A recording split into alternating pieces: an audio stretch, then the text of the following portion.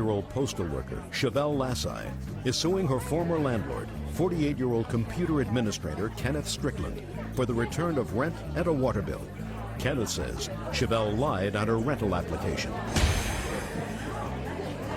Order. All rise.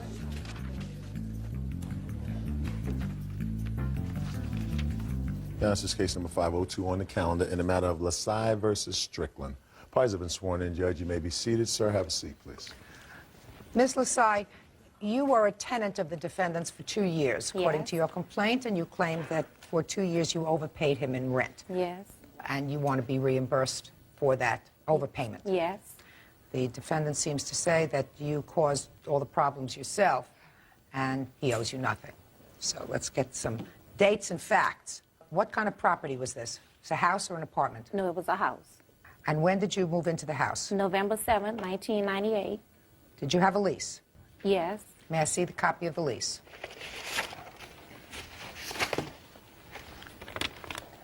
Who moved into the house? Me and my 2 kids. Was that all the people who lived in the house? Yeah, my boyfriend used to be there, but he didn't live there. You still have the same boyfriend? Yes. How old are your 2 children? 11 and 8. Is he the father of those 2 children? No. But he was your boyfriend in 1998? Where does he live? In L.A. And who does he live with? His sister. Right. Huh? Right. Right what? Just what I said. Right. All right. So you, your 2 children, and your boyfriend were there most of the time? Well, he always was in L.A. because it was so far. So some nights he'll come over and sleep over, but mainly he was in L.A. by his mother or his sister because, you know, it was too far. Right. Okay.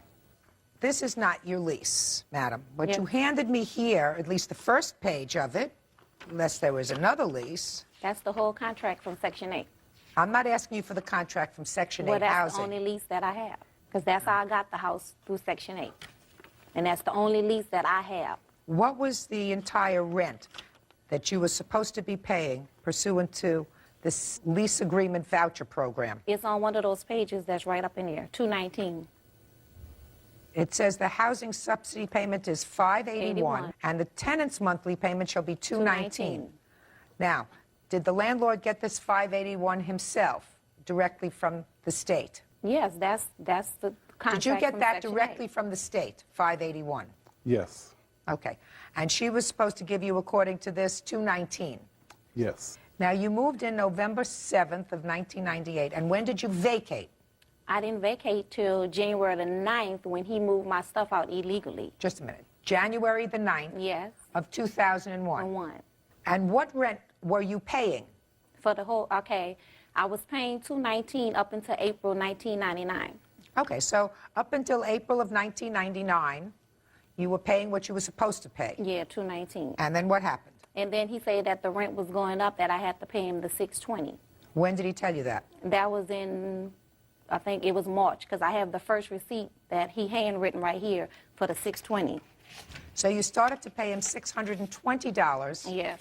in April, here you go, right here. April of 1999. in May of 1999. You April. said you paid him in April. April $219. Not April, here you go.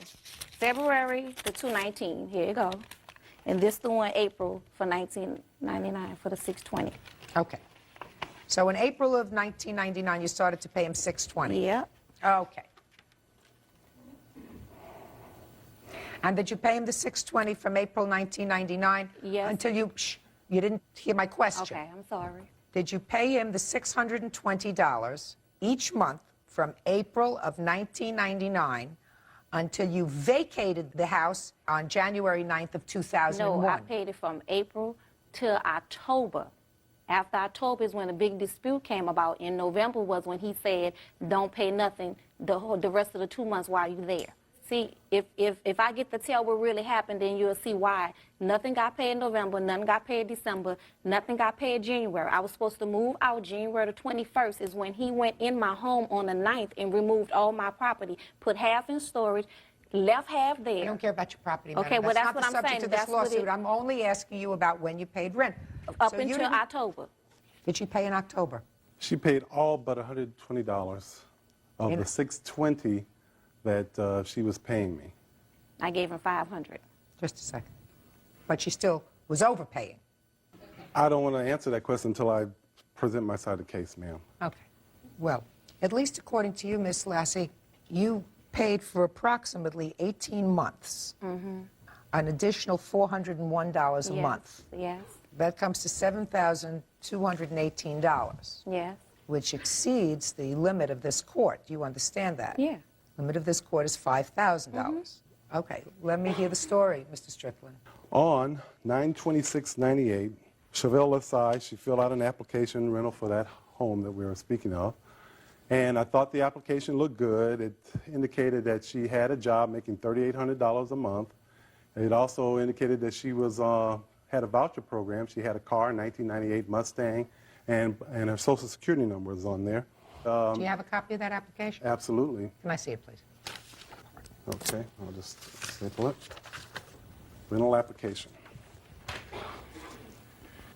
I felt that it looked good, and we got together. We talked about renting the house.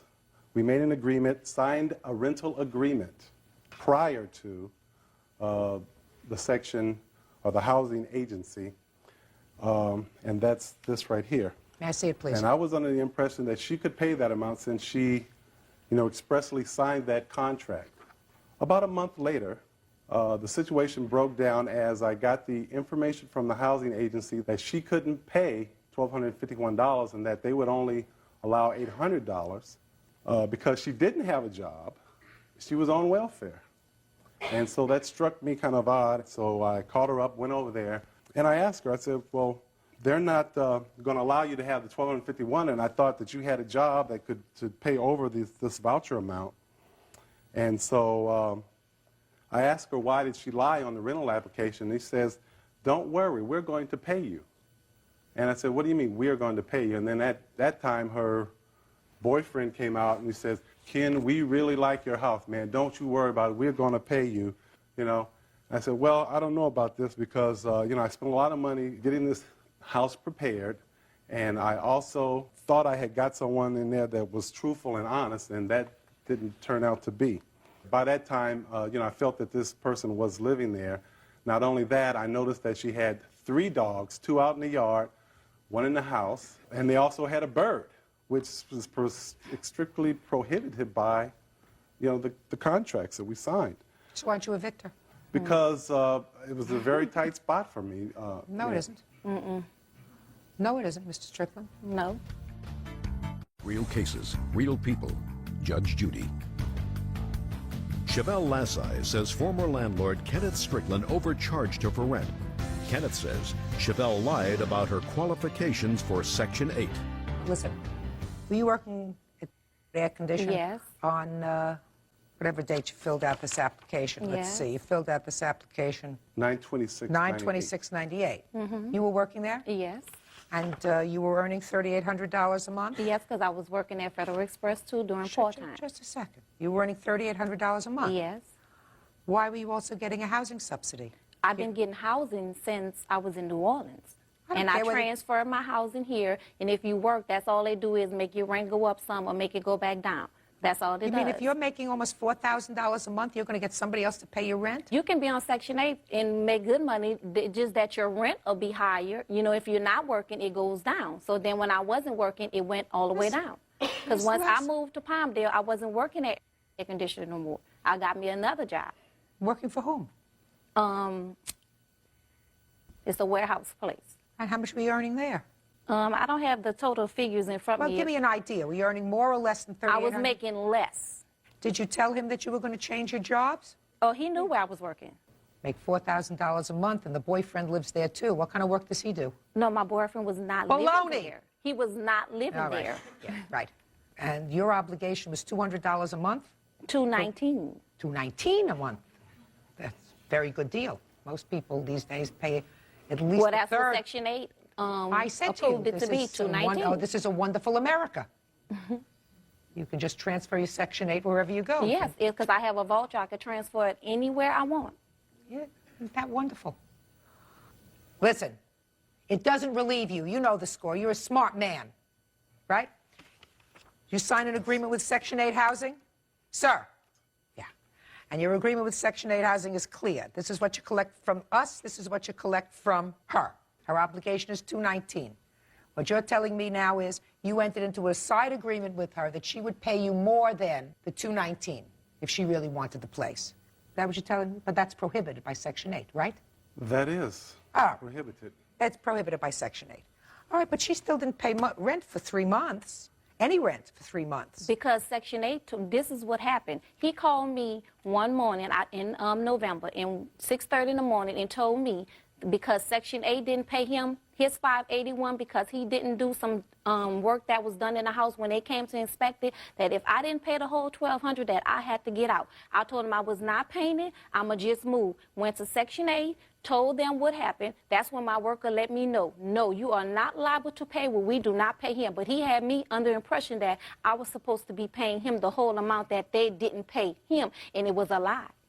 And when I confronted him about it, oh, well, that's what Section 8 told me. I said, no, they didn't. You was just trying to get my money. So I let her know I had been overpaying him the rent, and she the one told me to call legal aid to get advice on it, how to sue him to get my money back. And did you file tax returns last year? No. Wait, did I file what? Tax returns last year. I'm sorry. I'm sorry. How much did you earn last year? I don't know. It's on the papers. I don't have them with me. Everybody knows how much they earn. Let me see. About... Everybody knows. It was like 20, 24, 25, something like that. I don't know the exact amount. Drive a car? Yep. What kind of car do you drive? A Toyota Camry. What year? 1988. What happened to the Mustang? I don't have it anymore. What happened to it? I sold it. Well, you were driving a new car, a 98. I just decided that I didn't want it no more. One of my friends took over the notes on the car. I went to the auction, got me a little 1988 Just a minute. Camry. So you were paying out notes on the Mustang in 1998 when you filled out this rental application. Yes. And how much was your car note? With insurance and everything, it was like $451 a month. Yes. So you're paying $451 a month for your Mustang, and you're paying $219 for rent. Yes. You're in the wrong business. What you mean the wrong business? You're right. I mean, I had help, so I mean, what's the wrong business? I had a boyfriend that was helping me out. I mean, what's the wrong business? The problem is I got 2 people playing the system, right? I got 2 people playing the system, and certainly Mr. Strickland, I mean, his excuse was that he was lied to on the initial application. No, he was not. And that, yeah, he was. No, he was not. He was. I was working at air condition. I wasn't even on the county then. You were on the county when you, listen, madam, when the government pays your rent. Okay, well, you can work and have Section 8. I'm speaking, when the government pays your rent, that means you're taking money from the state because you can't afford to pay your own rent. People who can't afford to pay their own rent don't spend $450 to drive around in a Mustang convertible. Judge, when I got to Section 8 in New Orleans, I was not working. I transferred my stuff here. You are allowed to work and get Section 8. You are allowed to work. I didn't say that you weren't, madam. I mean, well... I didn't say that you weren't allowed to work. You are allowed to work and still get assistance if you're not earning enough money to pay for your rent. What I'm saying to you is if you can afford $450 a month to drive around in a new car, then you don't need that much money to pay your rent. That's what I'm saying. You don't get that? No, you don't get that. Now, Mr. Strickland, who filled out this application? Can I see if that's... Chevelle Lasai filled that out. Okay. Did you call her employer, sir, to check these references? I did call her place of employment, and they did verify that she worked there. For 4 years? Yes. All right. Now, Mr. Strickland, let us assume that this is correct. This was not misleading. If you called and verified that she was working there, then she didn't fill out a false application. She may have changed her jobs later. And she did, in fact, have this 1998 Mustang. So why is this false? Social Security number is wrong. Oh, you're full of baloney. You're a smart guy. Okay, I have... You're a smart guy. What difference does it make if the Social Security number was wrong? What substantive difference does it make? She gave you her name, she gave you her address, how much rent she was paying, where she was working, how much she was earning. You called and verified where she was working. She did, in fact, have the car at the time. So your defense to me initially, at least in your answer, Mr. Strickland, was that she lied initially in her application. I don't see any lies here. Okay, could I continue then my... And do it fast, sir. Okay, soon after she moved in, like I said, the agency said that we signed the agreement, and however, when they had told me that she wasn't capable of paying it, I went to her, and as I say, we talked about this, and at the time the guy came out, he says, we are going to pay it. Then they had 3 dogs there. They had a bird. I got 3 dogs and a bird. Yeah, go ahead. And I said, shh. And I told him, in no uncertain terms, I said, because you are breaking the lease, you know, I have to charge you damages on a monthly basis, and that's going to be $451 plus the water, trash, and everything else. And she agreed to do that. That's not true, Your Honor. Doesn't make any difference, sir. Sir, you know that the rules state the contract you signed with U.S. Department of Housing and Urban Development are clearly specify that you are not permitted to charge her any more money. Now, if, Mr. Strickland, you say to me that she was going to pay you $219 and that you had an agreement with her boyfriend and you could establish that he was living there, that you had an additional agreement, that he was an additional tenant in that property, I may say, maybe. But you knew that you were breaking the law by overcharging her. You knew that. The fact that she shouldn't be receiving this money to begin with irritates me as a taxpayer. Big time. Big time. Because she says, well, they just transferred from New Orleans to where I'm living. They did. Well, she's a little bit smarter than that, that's Your Honor. not Just a second, true. listen to me. She's very smart. She's got the system worked out fine. She's got the boyfriend who lives there. The 2 of them work, right? And the total income that they have, on their total joint incomes, they pay rent of $219 a month. And at the same time, I'm sure he has a car. She's driving around in a new Mustang, right? Taxpayers are footing the rest of the bill, $580 a month for her rent that we're paying as taxpayers. So believe me, I understand that she's got it down pat, but you broke the rules. And unfortunately, as unfair as it may sound to me as a taxpayer, you are responsible for this $5,000, which is the maximum that I can award her because she actually overpaid over $7,000 in rent. So I have no choice, sir, but to enter a judgment for the plaintiff for the amount of $5,000. And I want to tell you something. It breaks my heart. Thank you. That's Pardon's all. not excused. You may step out. 36-year-old deli manager Lisa Lopez is suing her ex-boyfriend, 33-year-old truck driver Leonard Martinez, for the return of her belongings. Leonard is countersuing also for the return of belongings. Order. Come to order. All rise. Yeah, this is case number 511 on the calendar in the matter of Lopez versus Martinez.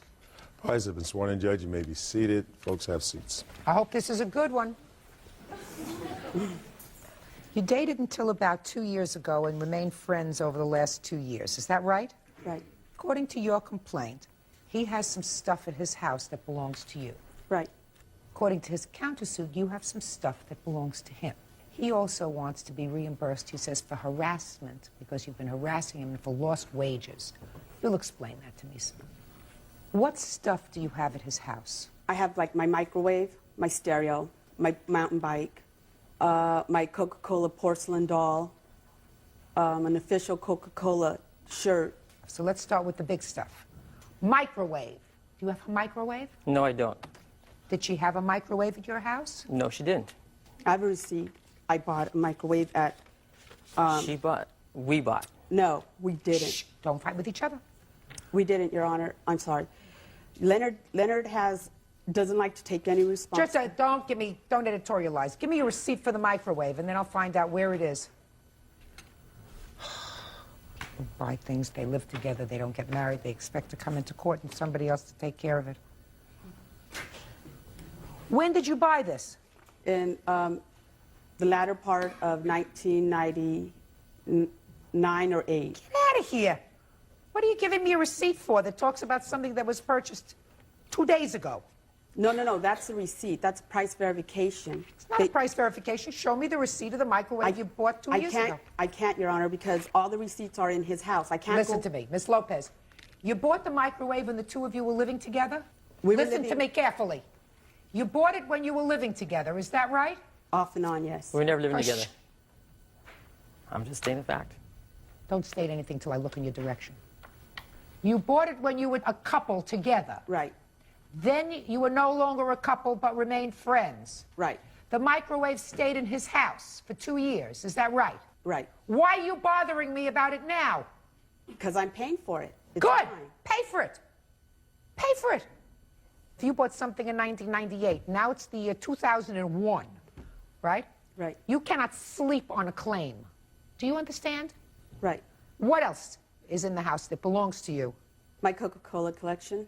Coca-Cola collection. Right. What is the Coca-Cola collection? Coca-Cola memorabilia. It's, What was it doing in his house? Okay, could I explain why it's at his house? Anything that That's goes, what I'm asking you. anything that goes into his house cannot leave. If anything leaves, it has to be returned that day, or if not, the next day, So why did you bring it there in the first place? to show him. She doesn't know anything about Oh, Coca-Cola it's stuff. Lopez. How many things did you bring him there to show him? My Coca-Cola porcelain doll. When did you bring that? At a different time? Yeah, sometime last year. If you brought a Coca-Cola collection and he wouldn't let you take it out of the house, right? That's what you said. Right. And then you bring a porcelain doll, knowing that he won't let you out of the house, what does that make you? Stupid. No, that makes this lawsuit nonsense. And you know it's nonsense because you've known him at least for 4 years, lived there sometimes, lived home sometimes, but now all of a sudden you want me to resurrect things that have been in his house for 4 years? Come on, Miss Lopez. Why would you think that a court is going to waste their time with that? It's not that, Judge. I got tired of Leonard. He started beating me up for 2.5 years ago. bull. And Then if he started to beat you up, because he's slick, Your Honor. just a second. If you got rid of him romantically 2 years ago and any man put his hands on me, I wouldn't be their friend for 2 years. I certainly wouldn't bring them my porcelain dolls. What are you doing with a porcelain doll? First of all, it's not her porcelain doll. I've been involved in collecting Coca-Cola for many years. In my previous marriage that I've had, I had a whole kitchen full of Coca-Cola stuff. And Listen to me carefully, Go ahead. sir. And don't try to charm me. It will be impossible for you. Do you understand? absolutely, You've been collecting Coca-Cola memorabilia, right? that's correct. At a time when you were involved in a relationship, she purchased some Coca-Cola memorabilia. As a gift, I didn't ask you that question. That answer required an either yes or a no. yes. And she purchased, among other things, a porcelain doll. Is that right? That's the only Coca-Cola thing she purchased. I didn't ask you Okay. for anything. What did she say when she put the porcelain doll in the house? Look what I got you. Because, I mean, I had seen this as an advertisement, and she had turned around and told me, you know, she just kept it quiet from there. But then after when she did get it, she in turn had, brought it to me as a gift. Knowing that I collect Coca-Cola stuff, I believe that that's probably true. What else is at the house? My mountain bike. Mountain bike. You don't collect mountain bikes, No, do you? that I don't collect. Where's her mountain bike? Her mountain bike is there. She has ample time to collect it. Just a second. It's there. Yes, it's there. So you have no problem with her picking it up. I've never had a problem with her picking it up. Very good. Mountain bike. She never came by at all. But now she wants a mountain bike. Why? Because of the fact that, I'm dating somebody new. Perfect. But see, I had no problem with Just her. a second. But it's a mountain bike. It's there. It's her mountain bike. What Exactly. else? We get on that. My tent. Tent. My tent and sleeping bag. They were You mean mine before- outdoors? Right. Is that And hers? Is that a there? nice chest. That's there. It's all sitting right there in a pile waiting for her. Sleeping bag. What else? My crystal candle holders. Crystal candle holders. Are they there? I'd have to look for them. Fine. Look for them. But see, I can't be positive, though. She might They're have taken there. this stuff. She's at this point she's sort of stretching it. What else, Miss Lopez? Clothing. What? Clothing. I have pictures of. I'm not bothering with your clothing. Understand that. Whatever clothing you left there, I will have to assume that you don't want anymore. I want them. Your Honor, I can't go to his house. He calls the sheriff's on me for trespassing. You have any of her clothes at your house? I have none of her clothes. Leonard, you're such a Just a liar. minute. Do you have any of her clothes I at have your none house? of her clothes. Fine. Forget it. Mountain bike, tent, sleeping bag, maybe crystal candle holders. What else? My camcorder tripod, I have no idea where that thing's at. that's in the back room, Leonard, in the bedroom. Camcorder tripod. Do you have it? I have no idea. You have no idea. If you have it, you give it to her. What else? Dishes. We were planning on moving in together, Your Honor. Miss Lopez, I want you to forget it. You had an old relationship with him. You continue to be friends. If you left stuff in his house for years, don't expect to come into court and have a judge go over cups and saucers and teaspoons that you want back. Real cases, real people. Judge Judy. Lisa Lopez and her ex-boyfriend Leonard Martinez are suing each other for the return of their personal belongings. Now, what stuff, Mr. Martinez, do you claim in your countersuit that she has of yours, sir? My Coca-Cola cooler. The Coca-Cola cooler. You know what? As petty as it may seem to you, Coca-Cola items are, they're priceless and they're worth a lot of money. Very good. Consider it a gift, sir. Consider it you made her a gift in exchange for the crystal doll she bought you. What's next? Okay, so be it. What's next? All the stuff that she has are collectibles. Monopoly games, they're collectibles. Just a second. They're worth money. What are they doing at her house? Huh? The same thing. We purchased them, I purchased some, she, purchased them only because of the mere fact that I was so involved in, I collect a lot of things. I'm a collector, okay? And things that are of value. Now, I purchased some of these, games, and it just so happened that she had them. She well, okay, I'll hang on to them. Okay, so be it. Thinking that So be it. Thinking Perfect. that I'm going to get them you back. You don't expect me to go into Monopoly games, do you? Well, like I said, What else? Videotapes. The only reason why the videotapes are important to me is because they have to do with me and my kids. Do you have any videotapes of the defendant and his children? No. What's next? CDs. She doesn't have any. CDs. Yeah. Start Yeah, humming. like What I else? said. That's it. Good. So we've taken care of the property. Now let's take care of the harassment. You got 30 seconds. Go. Okay. There were times where I was at home and she came over and she was parked around the corner. I have a witness here, my girlfriend. She was sitting in the dark and we left and she went chasing us down the street. I mean, all the way to the movie theater. Yes. I mean, that not Are you her. scared? Was I scared? Yeah, 'cause she could have ran us off the road. What else? Okay, there was times at work, time lost at work. She would come to my work, not once, not twice. She would literally stand there and just, totally just harassing me. What would you do? According to you, she just stood there with her arms I folded couldn't like work. this. I couldn't work. You couldn't work. Toughen up. What's next? How do you figure it's toughen up? I mean, I'm being over here traumatized. Get being up. hurt, being... Listen to me. If someone is harassing you, what you do is you get a restraining order against that person. Do you understand? I've dealt with a lot of Did you her try to get a restraining order against her? Why would I want to do something? I was trying to be her friend, okay? Fine. Then why would you want to sue her? The only reason why I'm doing this, basically, okay, yeah, if I get any money from this, I'm going to use it to get a restraining order. Not by choice. It's because, I don't trust her. I don't trust her. I don't trust her family. When she started, we had to change our phone number because of the fact that her brother kept calling us, over and over. She called my mom's house, started harassing my mom. Call the police. Get a restraining order. Do you understand? I understand. Money won't make you feel any better, Mr. Martinez. Miss Lopez, I'm going to prepare an order indicating that you and the company of a marshal may retrieve your mountain bike, your tent, your sleeping bag, and if he has it, your crystal candlestick holders. You can do that within 5 days of today's date. Clear? Clear. Counterclaim is dismissed. That's all. Parties are excused. You may step out. I see him as a freeloader as a person altogether. He's a leech. He's no good. She realized she had a good thing. She lost it, and now she regrets it. He was no good. Everybody told me, and stupid me didn't listen. And now the next case. All parties on Haas versus Hernandez. Step forward, please. 18-year-old coffee barista Rachel Haas is suing her former roommate, 19-year-old homemaker Patricia Hernandez, for the return of her rent. Patricia is countersuing for property damage and harassment. Miss Haas, according to your complaint, you moved in with the defendant as a roommate. You gave her 2 months' rent in advance, $600. She kicked you out after the first month, or within the first month. You want your $300 back. Yes.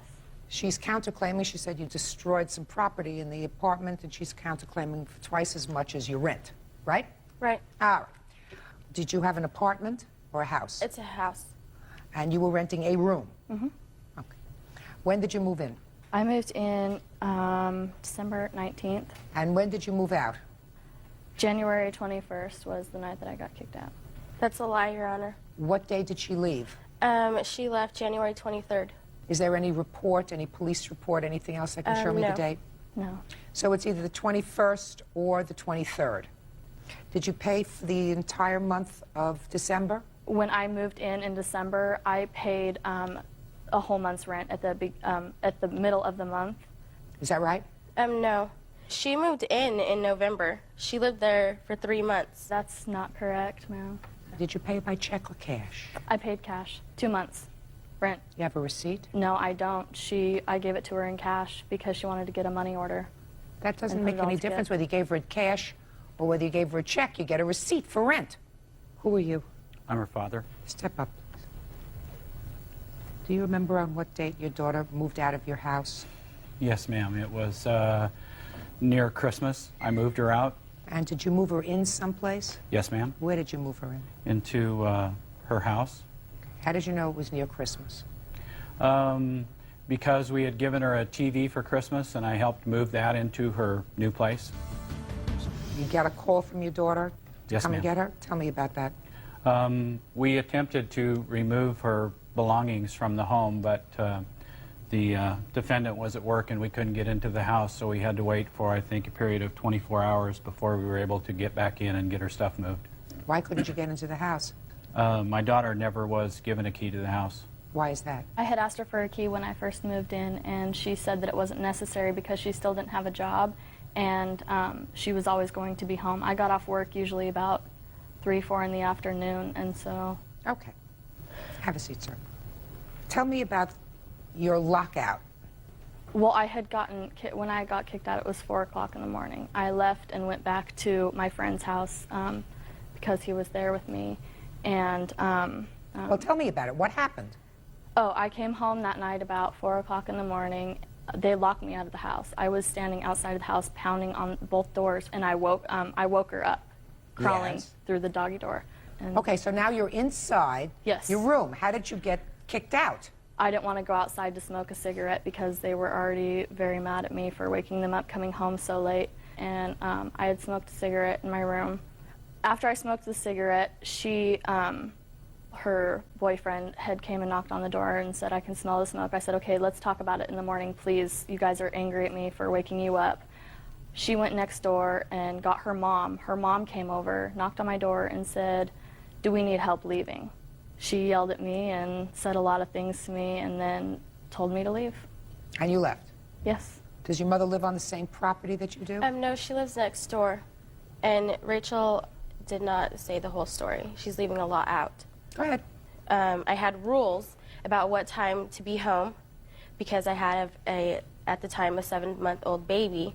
So I told her if she wasn't home before 2, the doors would be locked because there's a bar right around the block, and we had problems with people stealing our stuff. And so Rachel knew that, and she knew the unit was a no-smoking unit, my rule or the landlord's rule. That night, she came home about 4:15 in the morning, broke through the doggy door. We didn't hear any knocking, and we were sleeping in the living room, so we would have heard it. She just went into the doggy door, brought a mail into my home, which was an every night occurrence, woke everyone up. So then she went to her room, and we tried to go back to sleep, and we woke up to her having sex with this male in the house. So we were a little irritated by that. We tried to go back to sleep, and then all of a sudden I smell cigarette smoke. So then I called my mom, and she came over just to have him leave, and Rachel started yelling at my mom, and my mom asked her to go outside and talk to her. So then they talked outside, and Rachel proceeded to yell at my mom, so my mom asked her to leave. Fine. You have to give her back a month's rent. Somebody's living in your place, you're supposed to give them a key. You didn't give her any notice, so you have to give her back a month's rent, period. There's no question in my mind about So that. then I should owe her 8 days of rent because there was only 8 days of the month left. No, I find that she did move in on December 19th. I don't believe you that she was there for 3 months. Her father says, and I believe her father, that she moved in around Christmas time. You've got to give her money back. Now let's talk about these damages you're talking about. Go ahead. There was holes and chips left in the paint and makeup all over the wall.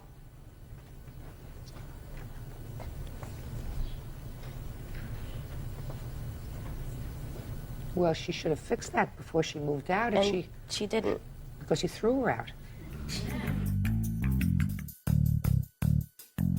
You both made a bad choice. Can I please speak, Your Honor? Sure. The danger that me and my son were in was Rachel coming home every night with different guys, bringing drugs and alcohol into my home. How old is your He child? is 8 months old. Your 8-month-old child really doesn't know whether she's coming into the house with a different boyfriend every night. Listen to me, Miss Hernandez. This roommate you weren't happy with. She was caught smoking pot on my porches. She is an underage drinker, and for her to bring that in my home, I could have had my son taken from me. Shoulda, woulda, coulda. Give her notice. And if you don't want to give her notice, what you do is you give her rent back, which is what precipitated this whole thing from the beginning. So you get your month's rent back, and this is the marks on the wall, stains on the wall. Freshen it up. You don't have a counterclaim. Counterclaim is dismissed. That's all. Parties are excused. You may step. 33-year-old electrician Alan Falk is suing his ex-fiancée, 49-year-old casino floor employee Lori Price Bars, for the return of an engagement ring and for the money to get a divorce. Order. All rise. Quiet in the courtroom, please. Your Honor, this is case number 42 on the calendar in the matter of Falk versus Price Bars. Parties have been sworn in, Judge. You may be seated, sir. Have a seat, please. Mr. Falk, you and the defendant lived together for 5 years, became engaged. That relationship terminated. You want your engagement ring back. Yes, ma'am. You want money that you claim to have loaned her so that she could obtain an attorney to get a divorce. And you want your dog back. Well, that would be nice, yes. Listen, let's eliminate what you really don't want. You want the dog or not? I'm going to let her have the dog. Perfect. See how easily we can pare down a lawsuit. Okay. So you want your ring back and your money back. Yes, ma'am. The defendant says that the ring, while it was originally an engagement ring, turned out not to be an engagement ring. Anyway, let's get to it. When did you start to live together? About late November 1995. And when did the relationship terminate? November of 2000. When did you purchase this engagement ring? In 1996, Your Honor. 11/19 of 96. Original price on it was $3,570. I have all receipts, etc. here for you. Could I submit all this at this time? So all the evidences, photographs, and everything to back any claim I'm going to be making, Your Honor. Okay. Now tell me about the loan for the lawyer. Well, Miss Price and I got together, and she decided, well, she had told me that she left her ex-husband. She wanted to divorce him. She wanted to get together with me. I said, fine. I'll loan you the money for a lawyer. Just pay me back. Well, I never got paid back. When did you loan her the money for the lawyer?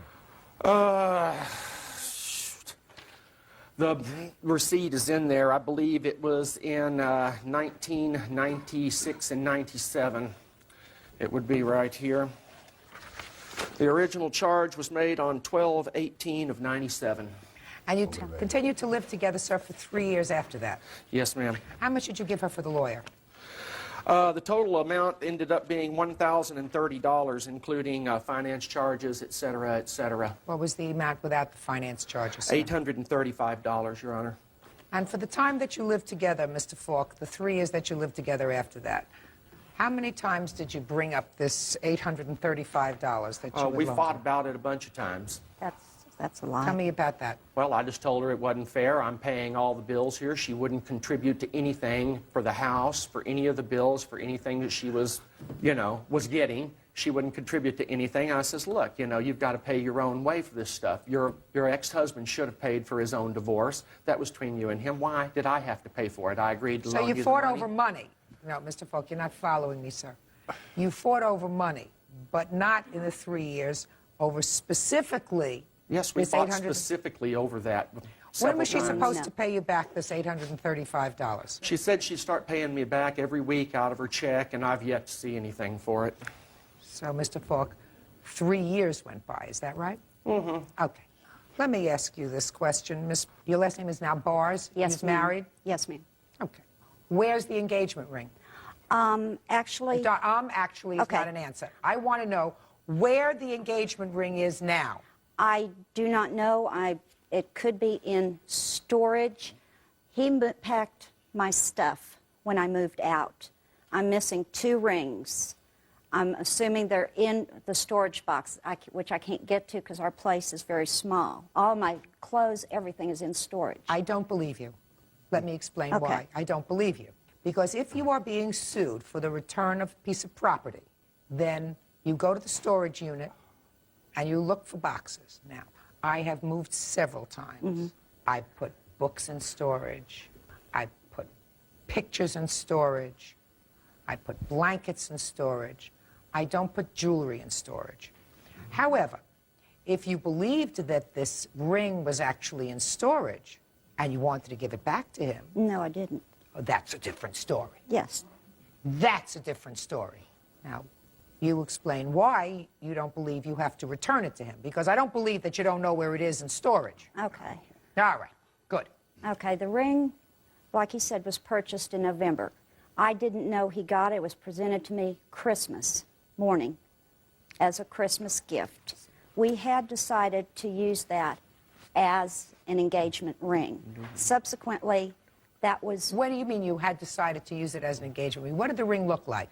It's a gold band with pave diamonds. It's very pretty. And subsequently, we had decided not to get married. And the ring was never asked for back to be returned. I always had it. I was kicked out once. He asked for it back.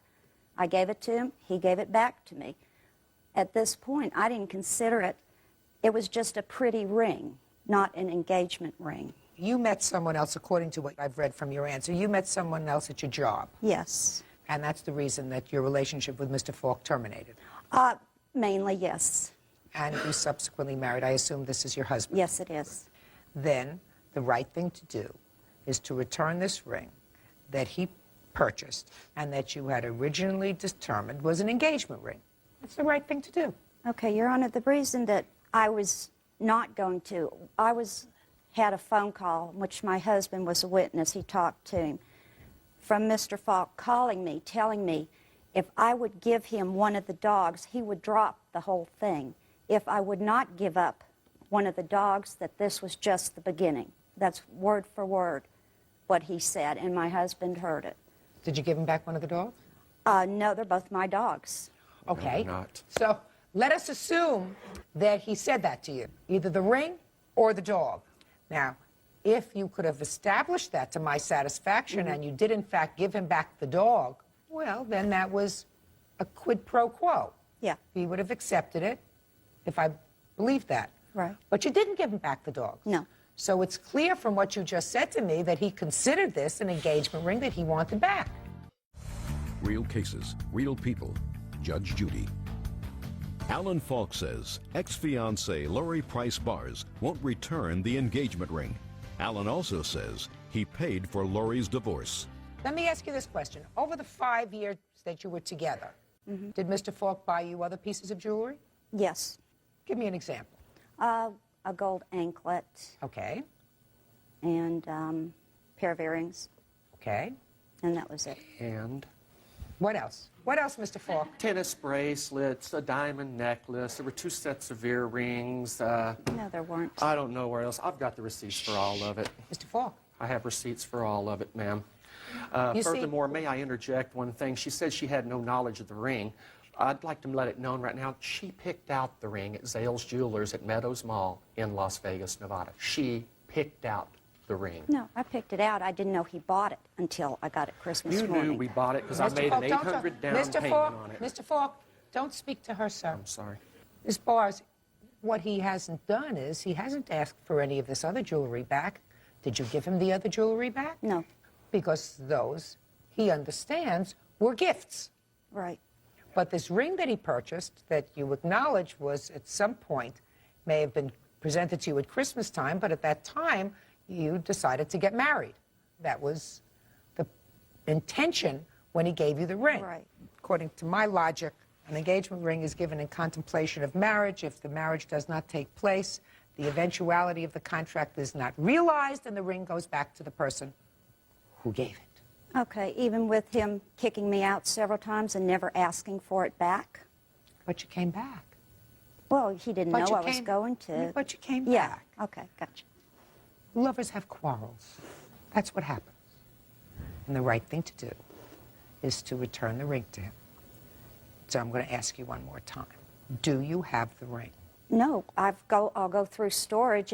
I'm assuming it's in the storage. Okay. Mr. Falk, I want you to pay careful attention to what my ruling is. I believe that you are absolutely entitled to the return of this ring, and you paid $3,570 for it. Correct. The fact that you put it on layaway and may be paying it off and still paying it off, No. that's not her problem, that's your problem. If you buy an engagement ring, you pay for it right up front, otherwise you're still paying for something and you may turn out to be not too happy with it a couple of years down the road. So Ms. Bars is going to have 5 days from today's date to locate the ring. If she does not, court will enter judgment in your favor in the amount of $3,570. However, I do not believe that there was a formal agreement between the two of you for this 1997 loan of $835 for the attorney. I believe that in the course of living together, you decided that she should formalize her situation. You paid the lawyer $835, and for the next 3 years you lived together, and you may have fought over money, all sorts of money, money for rent, money for household, money for living, money for insurance, money for cars, general money, where she was not contributing to the household. But there was never any agreement, I don't believe, between the two of you that she was going to repay you in any formalized way this amount of $835 for the lawyer. I assume you ultimately got your divorce. Yes, ma'am, I did. Hope so. So I am entering that judgment for you, sir. Either 5 days you get the ring back, or the court will enter the judgment for $3,570. Thank you, that's all. Excuse me, Thank you you. may step out. Ms. Price is a liar. She slept behind my back for the last year with other people. When he found out that I married Joe as the first time, he asked for the ring back. She's done nothing but use and abuse and lie to me our entire relationship. I'm just going to stay with him. I trust him. And now the next case. All parties on Sandoval versus Lopez. Step forward, please. 32-year-old beer vendor Rudy Sandoval is suing his ex-fiancée, 31-year-old store manager Hortensia Lopez, for credit card charges. Hortensia says the charges have been paid and the money came from a joint account. Mr. Sandoval, how long were you and the defendant involved in a relationship? Approximately about 1 year. How long did you live together? About 11 months, 11 and a half months. All right, so you moved in shortly after you met. That's correct. Did she move into your house? I moved into her house, to her apartment. About what point in the relationship did you have this joint credit card, which is a big no-no? December of 99. And you lived together until when? November 19th of 2000. 2000. It is your claim, Mr. Sandoval, that at the time that you separated, and I assume you moved out of her house. No, Your Honor, we purchased a home in July of 2000. In whose name? Both our names are on the house. It is your claim that she owes you for some credit card purchases on the MasterCard that you jointly had. Not a stupendous amount of money considering the other major purchases that you indulged in, $517.74. You have your statement? Yes, I do, Your Honor. Can I see it, please? By the way, while you're looking for that, what's happening with the house that you jointly own? We're in the process of selling it. That's correct.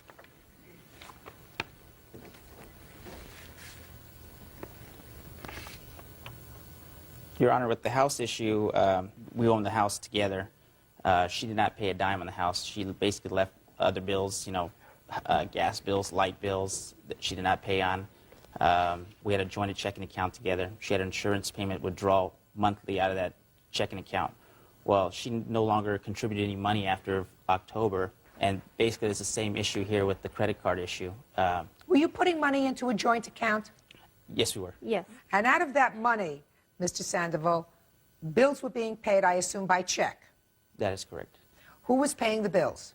I was. Both. I mean, who was physically writing out the checks? I was, Your Honor. And when you physically wrote out the checks, you determined how much you were going to pay towards each bill that you had. Is that right? That is correct. And on this account, the charges, and I assume the charges that you're attributing to Ms. Lopez, have stars on them. That is correct, Your Honor. And they start in August of 2000. That is correct. And it is clear to me that you were paying not the entire bill as each bill came due, but you were paying certain minimums That is correct. on the credit card, right? That is correct. And you, sir, were making a determination of how much of the joint monies went to pay this bill. That is correct.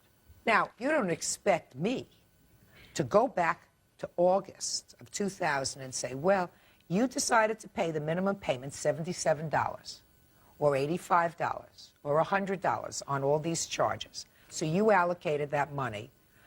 And you expect me to figure out whether you made correct allocations and therefore she owes you percentages of this? You expect me to do that?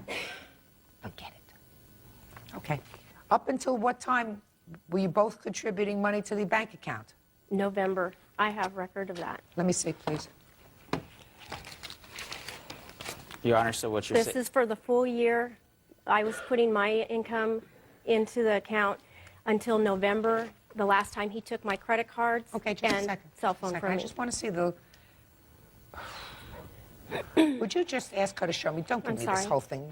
You know, I have I'm limited sorry. patience and I'm old. I don't have that many years. Just show me the deposit that you made in November. Your Honor, can I say something? No, don't wait until she gives me the piece of paper and then Bird takes his position. Then everything is orderly. I like orderly. Okay.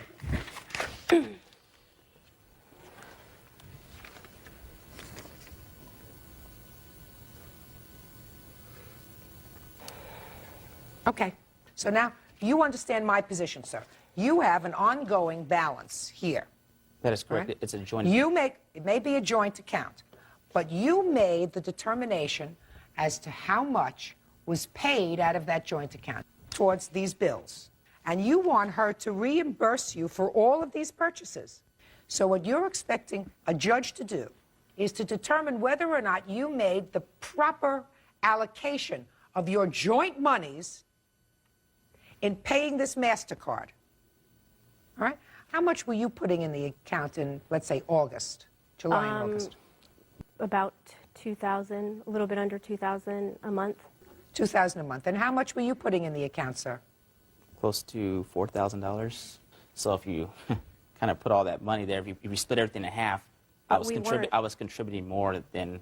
You may have been. And I'm not... You may have been contributing more.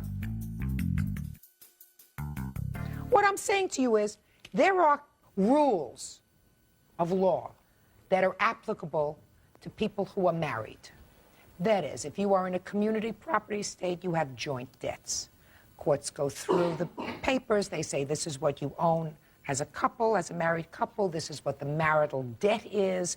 We will separate the marital debt. We will separate the marital asset. Each one of you gets half. Goodbye and good luck. What you are suggesting, sir, is that I take a look at your finances that go back a year and determine whether it was fair for you to allocate so much money towards this account, or could you have paid off this account, paid off so that there wouldn't be, by the time you separated in November, any balance at all. I'm telling you, if she had purchased things that she did not pay for, and you had a current balance on this MasterCard, I would say, madam, you are absolutely responsible for those charges that you made. But I do not plan to be your accountant. Do you understand? I understand. Good. Goodbye. Parties are excused. Old plant operator Michael Woodard is suing his former friend, 31-year-old waitress Lisa Davis, for 2 unpaid loans. Lisa says Michael gave her the money while they were having an affair. Order. All rise.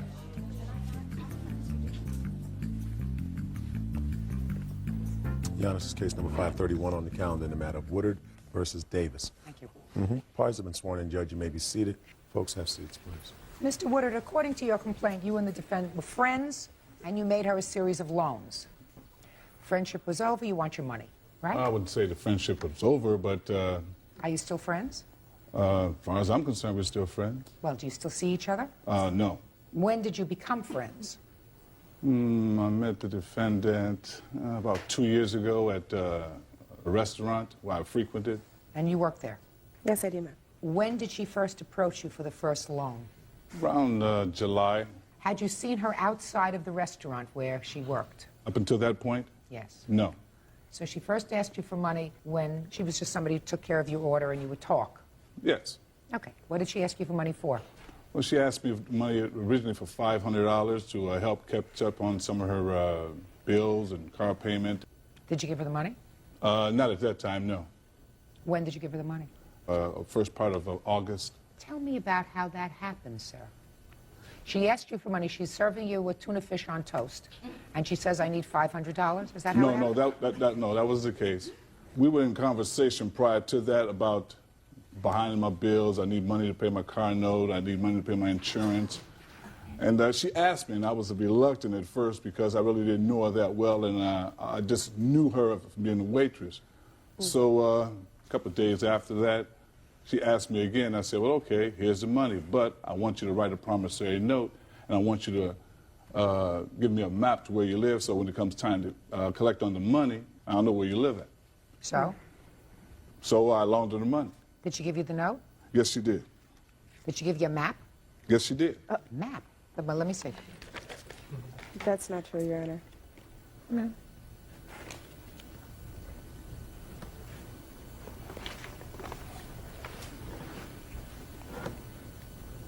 Well, according to this napkin, sir, she said you gave her $250, not $500, right? That's what this says, $250. Yes. I gave her $260, the IOU. What my way I looked at it and read it looked like a 6 to me, but you say it's a 5. I'll take your word for it being a 5. Okay. Show this to her, please.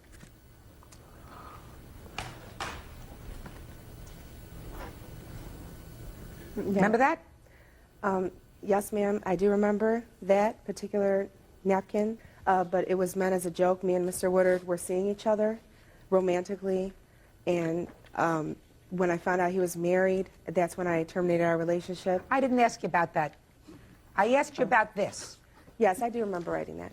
Well. But it was meant as a joke, and he knows that. Just a second. Did he give you $250? Yes, he did. And this But he says, also- I owe Michael Woodard $250, and it's your signature because I compared it against your answer. And it's written on a napkin, which suggests to me it was written in a restaurant. Yes, it was. He brought it to me to my work, but he also gave me money, you know, all the time, you know, other than that. Not getting to that. Right now we have $250 and a piece of paper that says IOU. It was meant as a joke, and which he knows that. IOU is not a joke. Do you remember the circumstances surrounding you writing this note? Yes, I do remember Well, tell the me. circumstances. Just tell me about it. Okay, well, he had come, me and him were seeing each other for probably a month before I ever wrote that. We were seeing each other outside of my work 3-4 times a week. He took me to dinner, he took me to baseball games, he took me to hotel rooms, to other places too. And the money, that particular money that he did give me was because I was behind my bills, but when I did write that, I mean, we were joking. It was in a joking manner. That's why I picked up the napkin and wrote it. It was meant as a joke, which he knows about. And But then don't this tell me didn't- what he knows. What he knows is he thought enough about this IOU to hold it. Yes. In a baggie. May I say something else? Right? Checked it from the elevator. Ma'am. To preserve it. Yeah, A I joke you understand. don't preserve. Well, Okay, what's next? Mr. It's Woodard. $100, Your Honor, that she asked to borrow sometime in mid-August to pay a water bill. Where's the IOU? I didn't get an IOU at that Why time, not? Your Honor. I took her word for it. Why didn't you take her word for it? Well, that's when she first approached me for monies, Your Honor. Had she paid you back this money when you gave her? Just a minute. When she approached you for more money, she had not paid this original debt back. No. Did he give you $100 for your water bill? he gave me $100, yes, but he also gave me money all the time. I'm just talking about for the water bill. Yes, he did. And tell me how that came about. Did you tell him that you didn't have money for your water bill?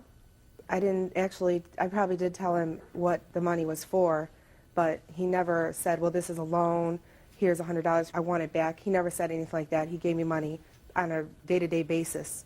Well, why did you take his money? Because we were seeing each other. So? And because he wanted to help me.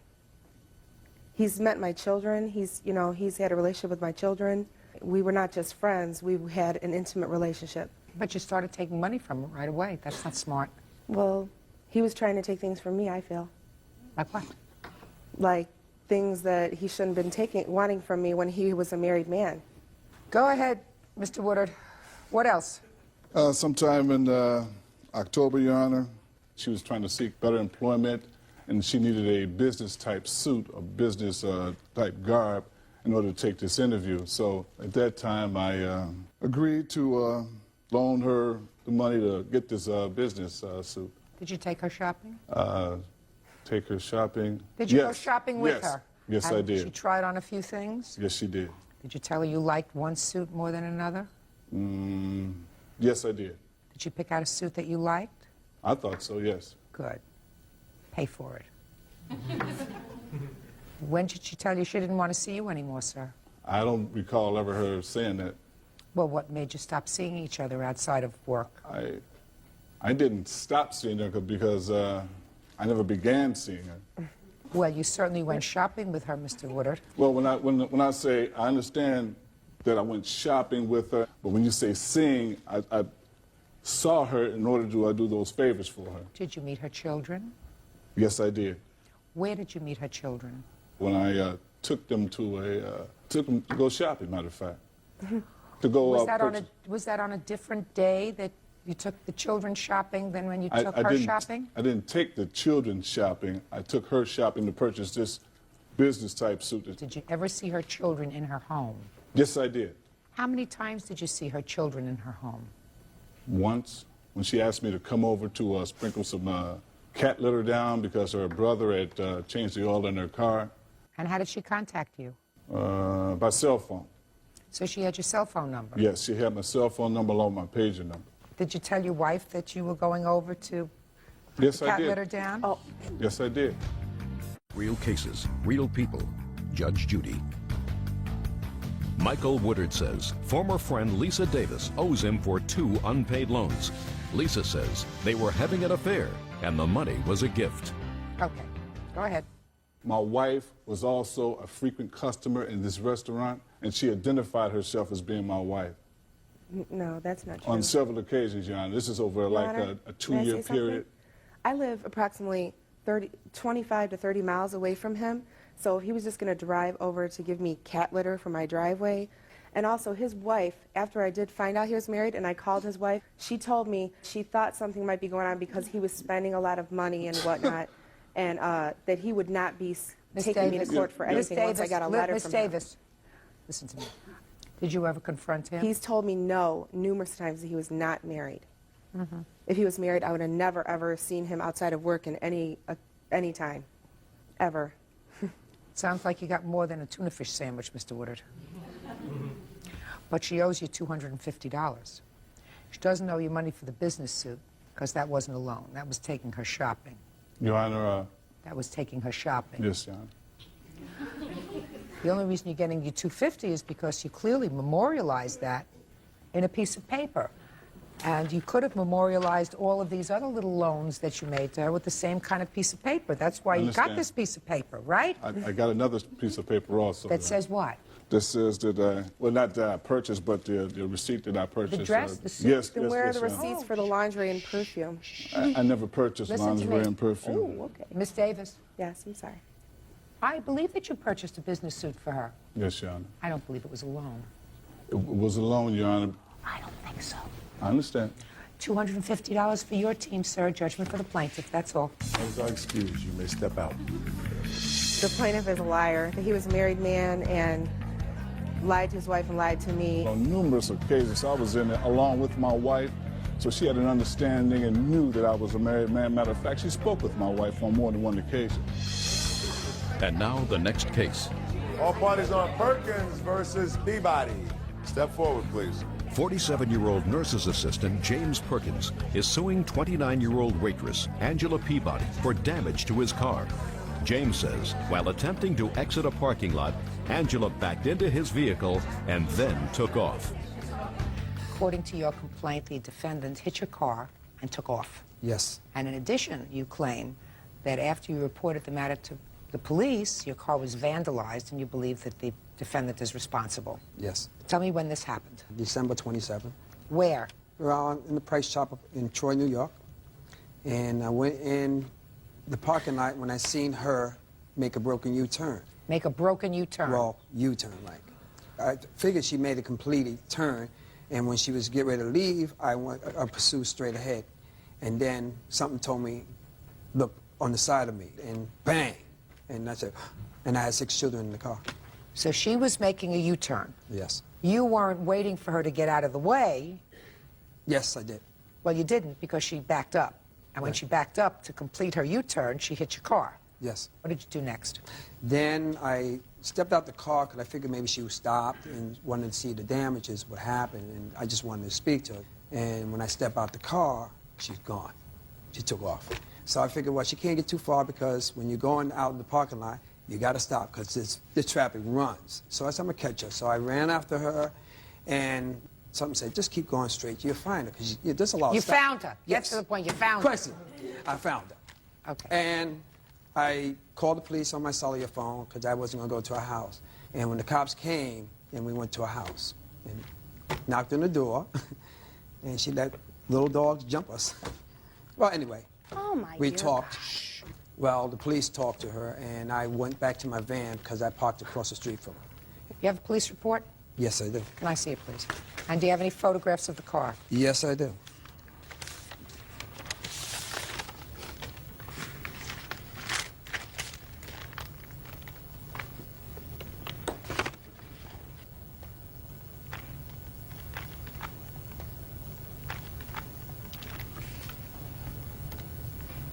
The officer writes she did not care about her one, if it was damaged or not, so she just drove away without reporting the accident. Because I tapped him. That's why I drove away. If I would have hit the man hard, I would have stopped.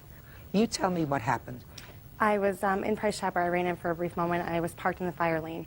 When I came out, there was a lot of people. You're not allowed to park in the fire lane. We're not allowed to park in the fire lane. Right. Exactly. You're not allowed.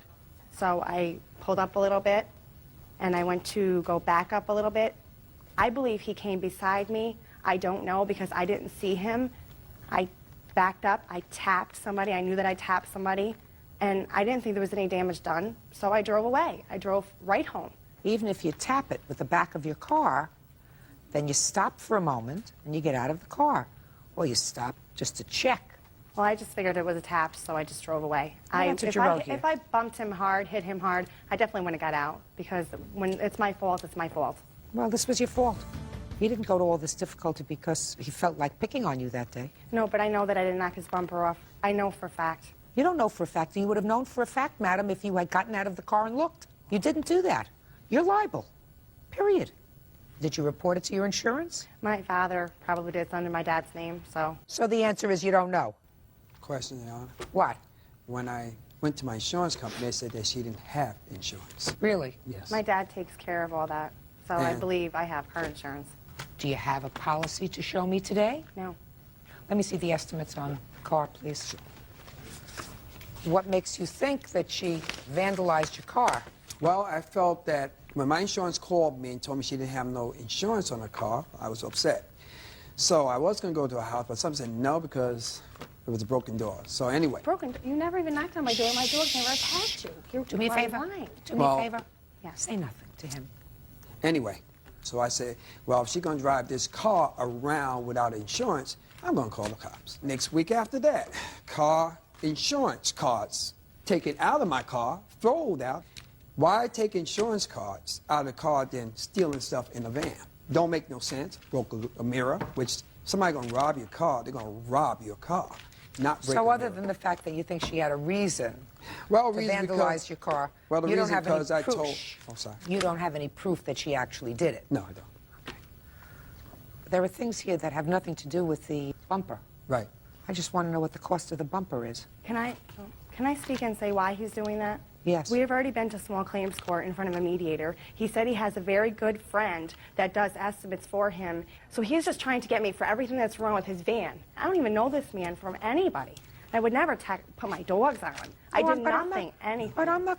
No, I know you're not, but this is what he's trying to do. Oh, no, but he's not going to do that here. That's why I'm looking at it very carefully. There are some things here that have absolutely nothing to do with the bumper. It's the bumper in there, too, Your Honor. This is not the great American giveaway. Just give me the figure for the bumper. The figure for the bumper is $837.49. Your expensive bumper. Takes 7 hours to paint a bumper?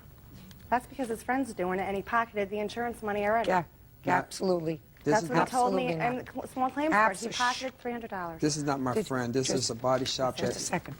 Did you get any money from your insurance? Yes, I did. How much did you get from your insurance? 300. They take a $500 deductible, and I got He already said he banked it in mediator court. $337. So the difference is $500. Yes. Well, that's different. You were suing her for $2,000. Then you give me a bill for $2,100. Your out-of-pocket expense is going to be $500. Yes. That's much better. Now, I believe that Miss Peabody made a mistake in not stopping. Yes. But the way that you've described this accident to me, you have some responsibility. Because from what I gather, she's parked where she shouldn't be parked in a fire lane. Yes. She gets into her car and she starts to make what you think is a U-turn. Now, you could have waited for her to make the complete turn, right? I did wait for her. No, you didn't. You only let her make a partial turn. And then you figured you would scoot by, and if she had to back up again in order to complete the turn, you'd be gone. No, I wouldn't do that. Well, then you just should have waited for her. I did wait for her. You didn't wait for her. That's what I Mr. did. Perkins, how could you have, if you waited for her, she wouldn't have hit your car. You didn't wait. You didn't wait. If you had waited, sir, then she wouldn't have hit your car. So I think that you're a little bit responsible. I certainly hope you're going to get your bumper fixed. Oh, definitely. Good. You may have to put in $100 yourself. That's okay. Good. Judgment for the plaintiff in the amount of $400. That's all. Parties are excused. You may step out. Her 18-year-old Carrie Lip are suing Angela Kaz and her son, 16-year-old Michael Parr. Carrie claims Michael punched her truck. Order. All rise.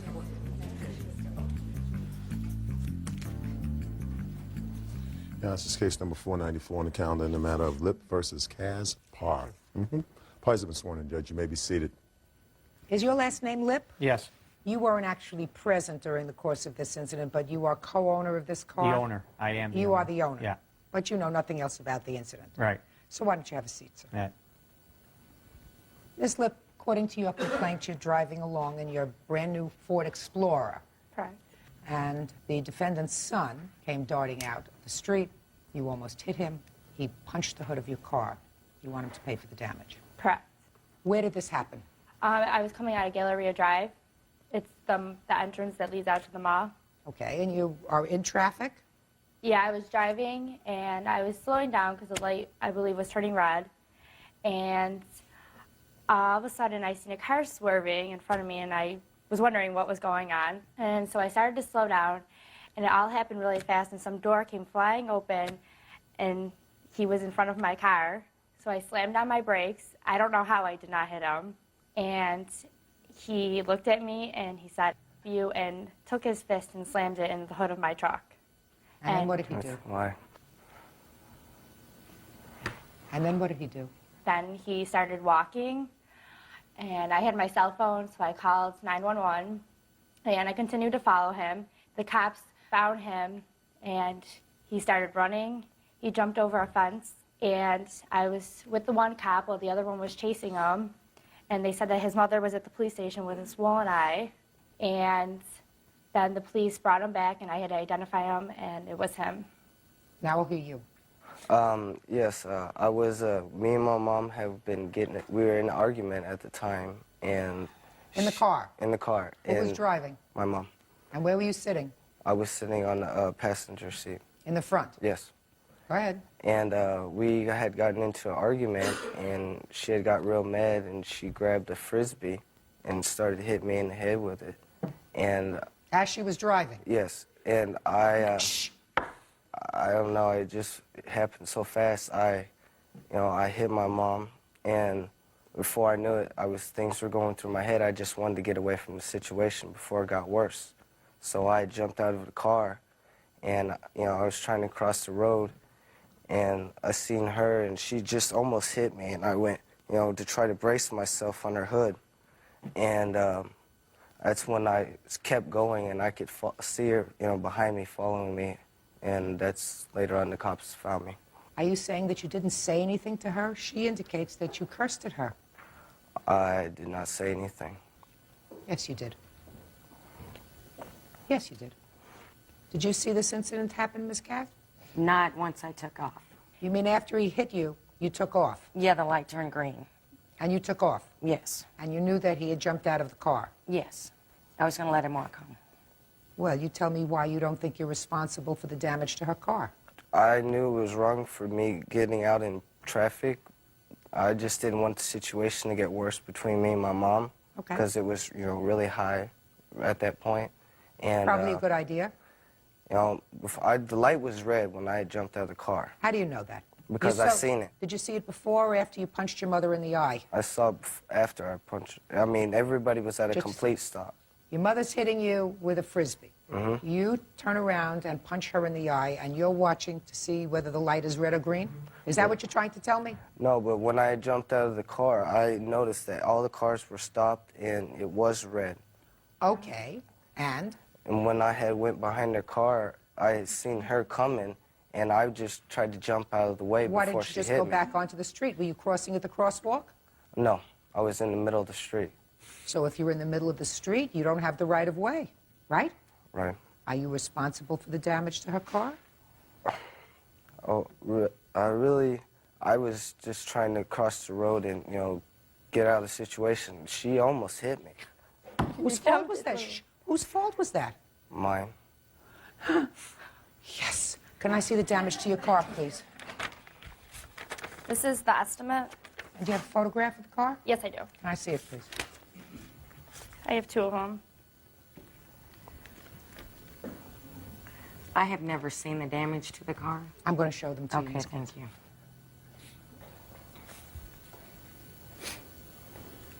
I want to show them to you, and then I have a comment about what your son just told me. Okay.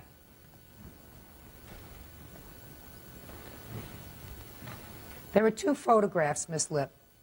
Each photograph seems to indicate that there is a single dent in the car. See it? Yeah, this one, and, okay. It's just one. It's the same dent. Okay. So, Miss Cass, Mm-hmm. this doesn't happen by putting two hands on the front hood of the car to brace yourself. This happens when you punch the car, just as she said it happened. He got mad and punched it with his fist. I never punched the car. Oh, yes, you did. You want to do a demonstration for me how this happened? Well, Make believe where you're standing now is the front of the car. Mm-hmm. Uh-huh. Make believe how this happened. Well, just as she was, coming, I went, just before I didn't know whether she was going to hit me or not. So you're telling me you slapped it, but you slapped it harder with one hand. All the way up on the hood. Not at the beginning of the hood, but all the way up in the midsection of the hood. Is that what you're telling me? Mm-hmm. You know I don't believe you. Judge Judy continues in a moment. I'm sure, Michael, that you were very sorry you hit your mother. Yes, I am. I assume also that she's had it up to here and that you were saying some really nasty things to her. He was lying. There you go. Real cases, real people. Judge Judy. Carrie Lipp says she was driving her truck when 16-year-old Michael Parr ran into traffic and punched her vehicle. Michael says he was upset because he had a fight with his mother. Did you get into trouble for running from the police? Yes, they had put me in a juvenile detention. Is that the first time you had been in detention? Yes. Did you like it? No. You don't want to go back there again, I assume. No. The truth. All the time. It's easier. It's easier. And I'm sure, Michael, that you were very sorry you hit your mother. Yes, I am. And I assume your mother is sorry that she hit you with a Frisbee. Yes, I am. I assume also that she's had it up to here and that you were saying some really nasty things to her. He was lying. There you go. Mothers can usually tell a lie. All right, $876.64. Correct. That's your temper. Judgment for the plaintiff in the amount of $876.64. That's all. Parties are excused. You may step out. I think it was fair, and I'm happy I'm getting my money. I wasn't intentionally trying to, scare her or do any damage to her truck, but I swear that she almost hit me. And now the next case. All parties on Sarver versus Langston. Step forward, please. 23-year-old child care provider Kristen Sarver is suing her former roommate, 19-year-old student Candace Langston, for breaking an apartment lease. Candace says she gave proper notice and Kristen didn't cooperate. Ms. Sarver, you and the defendant were friends, college friends, and you decided to rent an apartment together while you were in school. According to your complaint, you each signed a year's lease. The defendant moved out, and you want her to pay her share of the rent until you found a new roommate. Yes, ma'am, that's correct. I was actually working full-time. We met at the daycare and we became really good friends. And I have a copy of the lease that we signed in May of 2000. And the third page of that is a roommate agreement, which I've highlighted. And it states that if she moves out before the end of termination date of the lease, that she's responsible for paying the balance of the lease or finding a suitable subletter. She claims that Don't tell me what she claims. She'll tell me what she claims. You signed the lease in May of 2000. When did you move out? I had my car accident on September 1st, and I moved a lot of my stuff out that date. Throughout the month of September, I moved most of the rest of it, except for my furniture, which I left for her because she didn't have any. Your Honor, she's lying. The only thing she moved I don't care about furniture. Okay. Furniture's not important. Where did you go after you moved out? I moved shortly home with my parents. And then where did you move? Okay, I moved in with my friend Jessica. Why? Me and my parents were having some trouble. And why didn't you move back to your apartment? I couldn't because I had to get, when I wrecked my car, I had to get a new car. I was paying for school. I didn't make much at my job, so even if I had moved back to the apartment, I wouldn't have been able to pay. Your Honor, may I say that? Just a second. Yes, ma'am. You can't leave her with a lease on an apartment and choose not to fulfill your obligations to your roommate. Why do you think you can do that? Well, I mean, I didn't just leave. Me and my friend Nick here, we put up signs around campus for people to come. When I came back, back to the apartment a few times to get stuff that I needed, or mail and everything. And he was with me every time. Every time we would come back to the apartment, there would be at least, I say, 14 messages on the answering machine from girls. And I asked her about it, and she's like, well, none of them were interested. But every time I went, there were several messages. Your Honor, I have evidence that I was trying to find a roommate, and I also have my boyfriend, Steven Sharenko, as my witness. He didn't help me in the beginning when I was putting up flyers, but once I started putting up more and more, I found it was easier to take him with me. I have phone numbers of all the people that she's talking about, and I had tried to move each of these people in. I have copies of some of the flyers that I put up, and the roommate agreement also states that it's her responsibility to find a subletter if she would leave. Right. It's your responsibility. I understand that. So, what's the total monthly rent? The total monthly rent is $400. We had each agreed to pay $200 and half the utilities. In October, I was almost evicted. Just a second. We're talking about rent. Yes, ma'am. Let's talk about rent. Okay. Did you pay September's rent? I paid September's rent. Is that correct? That's correct. She paid September's rent. Okay. She called me in October saying that she was having some trouble. So I told her that I agreed to pay November too, because, I mean, it's not like I wanted to leave her in a bind. Like I said, we were friends. What about October? I did not pay October. October is when I received this notice. Did you pay November's rent? Yes, I did.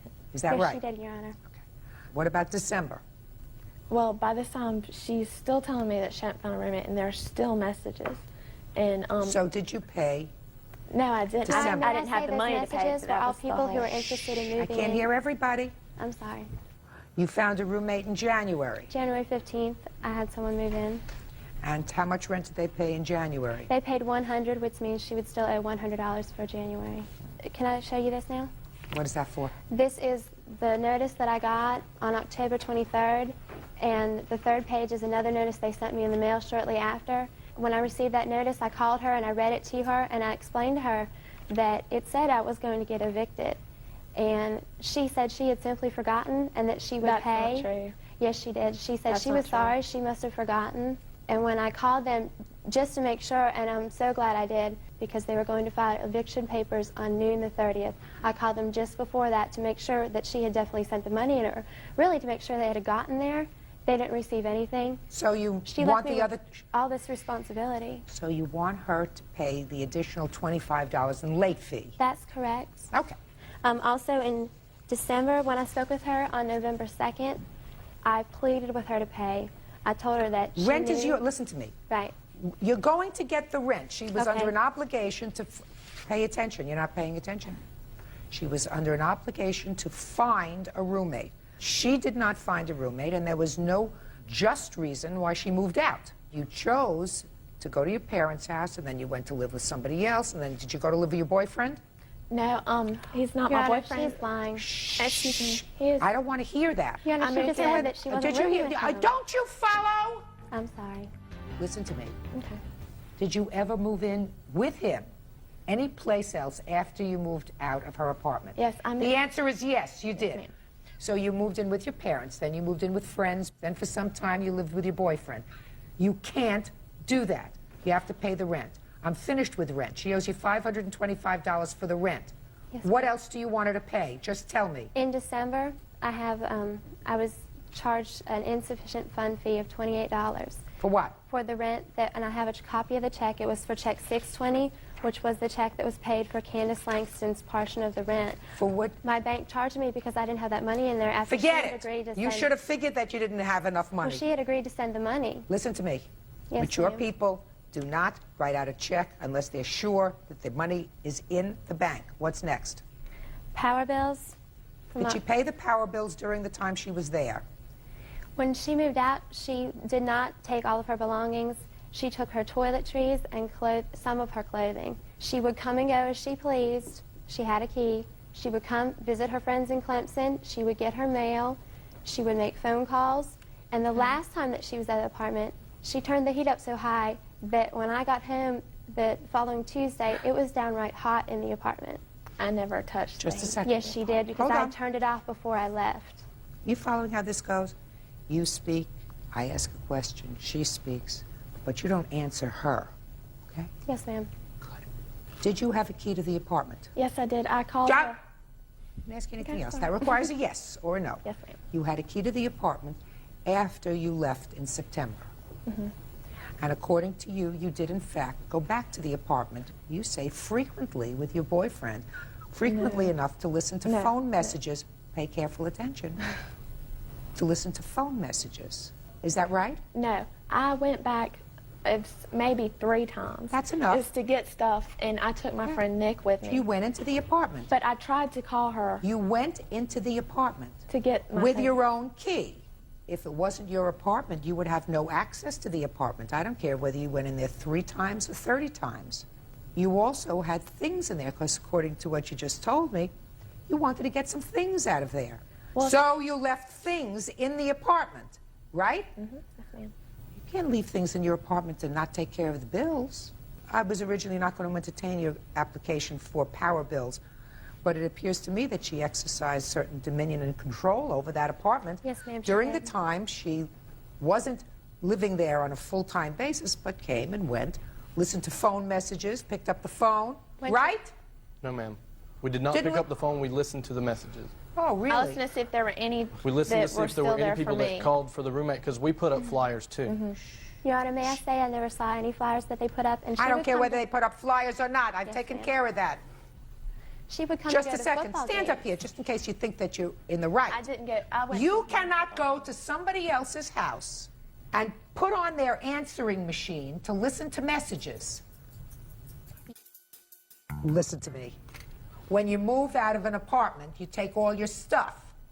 You may be young, but if you move out and you say, I have no further obligation to this apartment, you don't use it as a storage unit. She told me that I could leave that there because she did not have any furniture.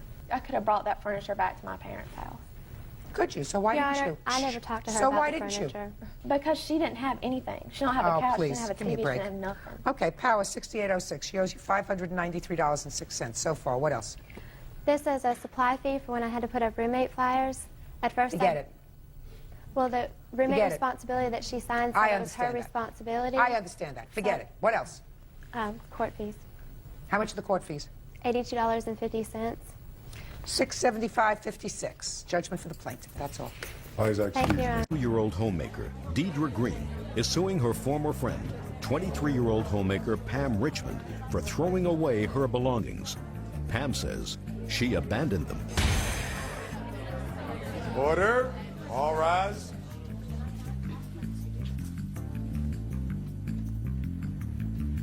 Yeah, this is case number 507 on the calendar in the matter of Green versus Richmond. Parties have been sworn in, Judge. You may be seated. Ladies, have seats, please. Ms. Green, according to your complaint, you lived with the defendant for a period of time. While you were away on a trip, you claim that she threw away some of your stuff and kept some of your stuff. You wanted to either replace it or give you the value, right? Yes, ma'am. Why did you move into her house? Because me and my sister had this argument, and she wanted me to leave, so I had nowhere else to go, so she offered me to move into her house with her. When did you move into the house? Late March, early April, somewhere around there. And how long did you stay? About 4.5, 5 months. You say you took a trip to Texas. When was that trip to Texas? November 17th. What did you tell her when you went to Texas? I told her I was going to Texas, I will be back. And she's like, okay, fine, all your stuff, you know, things will be here once you get back. How long did you go for? 2.5 weeks. Who else lived there? Did you have children with you? My son. Did your son go with you to Texas? Yes, ma'am, he did. And what happened when you got home? When I got back, I tried to contact her. What date did you return? December 1st. Did you go directly back to your home? No, ma'am, I didn't. Where did you go? I went to my friend's house. Why did you do that? Because I tried to contact Pam numerous occasions, and she never answered the phone, or there's no way I could have got back into her house. You didn't have a key the 4.5 months you were living there? No, I didn't. It was a military house, and no duplicate keys were able to be made at all.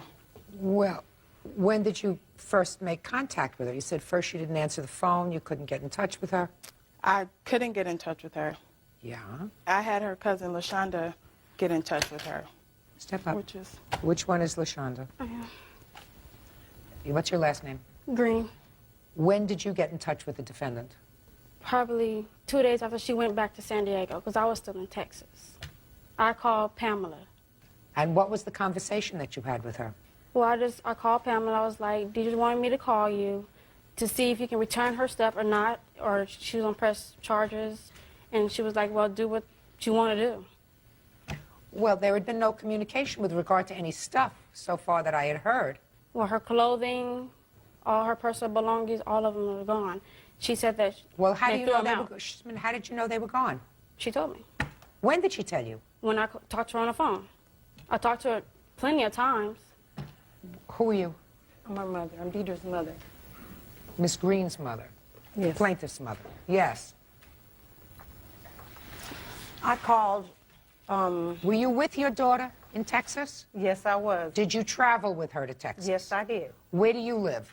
I live in San Diego. And where do you live? San Diego. Why doesn't your daughter live with you? She does. She does. Well, why was she living with the defendant?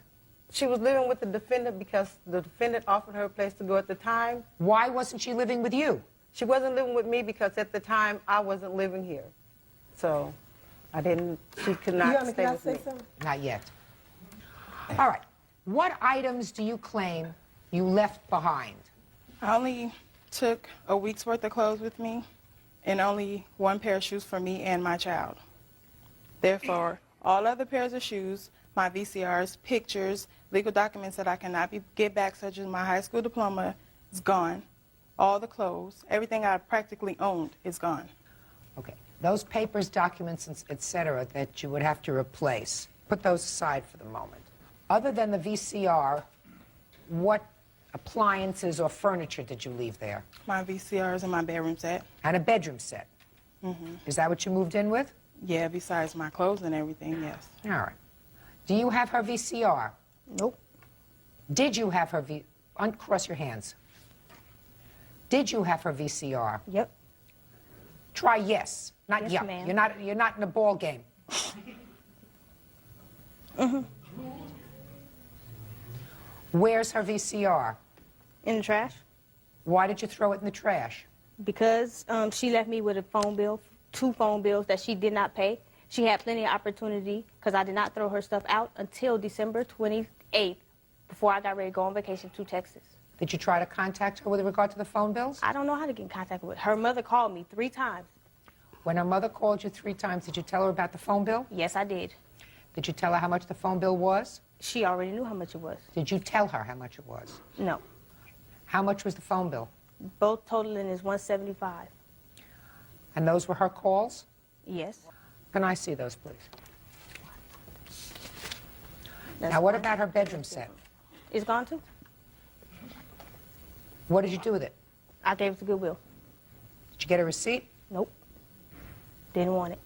Hmm? Didn't want it. They didn't want what? I didn't want the receipt. These were your phones to Pendleton, California and Vista, California? Pendleton and Vista, true enough, yeah. Are your phone bills? Is that right? Mm-hmm.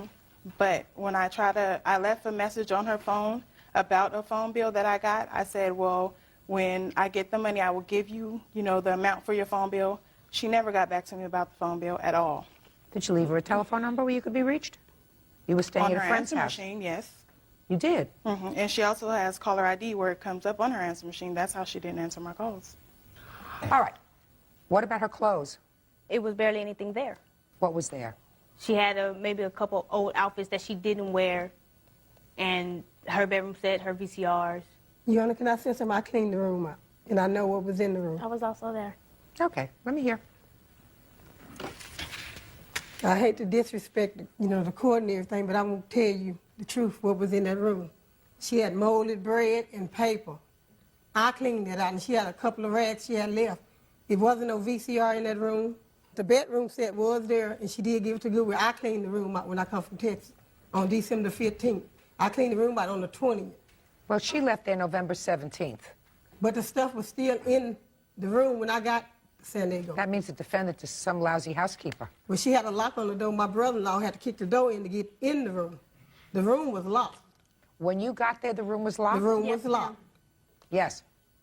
Your Honor, that's a lie because Pamela told us she had an inspection, and that's the reason she broke into the house, into the bedroom, and that was way before Miss Faye supposedly had came down. When I called her, when? In December, I called Pam and asked Pam if she indeed had the things. I said, because you indeed were friends, you are friends, and you do need to settle this. She said, I don't have it. I said, where is it? She said, my mother threw the away. That's what she told me. Real cases, real people. Judge Judy. Deidre Green says former friend Pam Richmond threw away her belongings. Okay, do you have a bill for your bedroom set? I don't have a bill, but I have a written receipt for it. Okay, let me see it.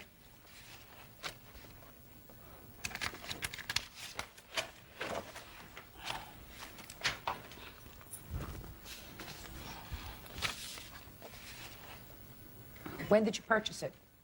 My sister actually purchased it, so I wouldn't be able to tell you when she purchased it. Why, did she give it to you? No, I had to buy it from her. How much did you pay for it? $175 or something. All right. The original price was $479, so I will accept that. All right? And what about the VCR? How much did you pay for that? They were 36-something. The VCR? Mm-hmm. $36? Mm-hmm. I want to go shopping with her. $36, right? Mm-hmm. What? Your Honor, she have other receipts for her clothing. She has those. I think. Well, how do I know what clothing she took and what clothing she didn't take? I have to do some sort of an estimate on what you would take. You were going to Texas for 2.5 weeks, and then you didn't come home initially.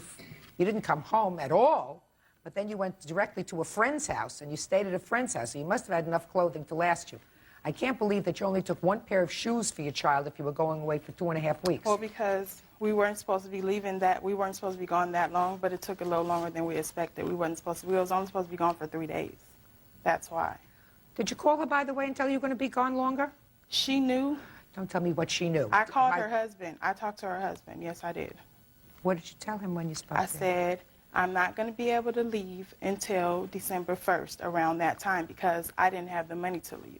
Did you have a conversation with your husband? Yes, I did.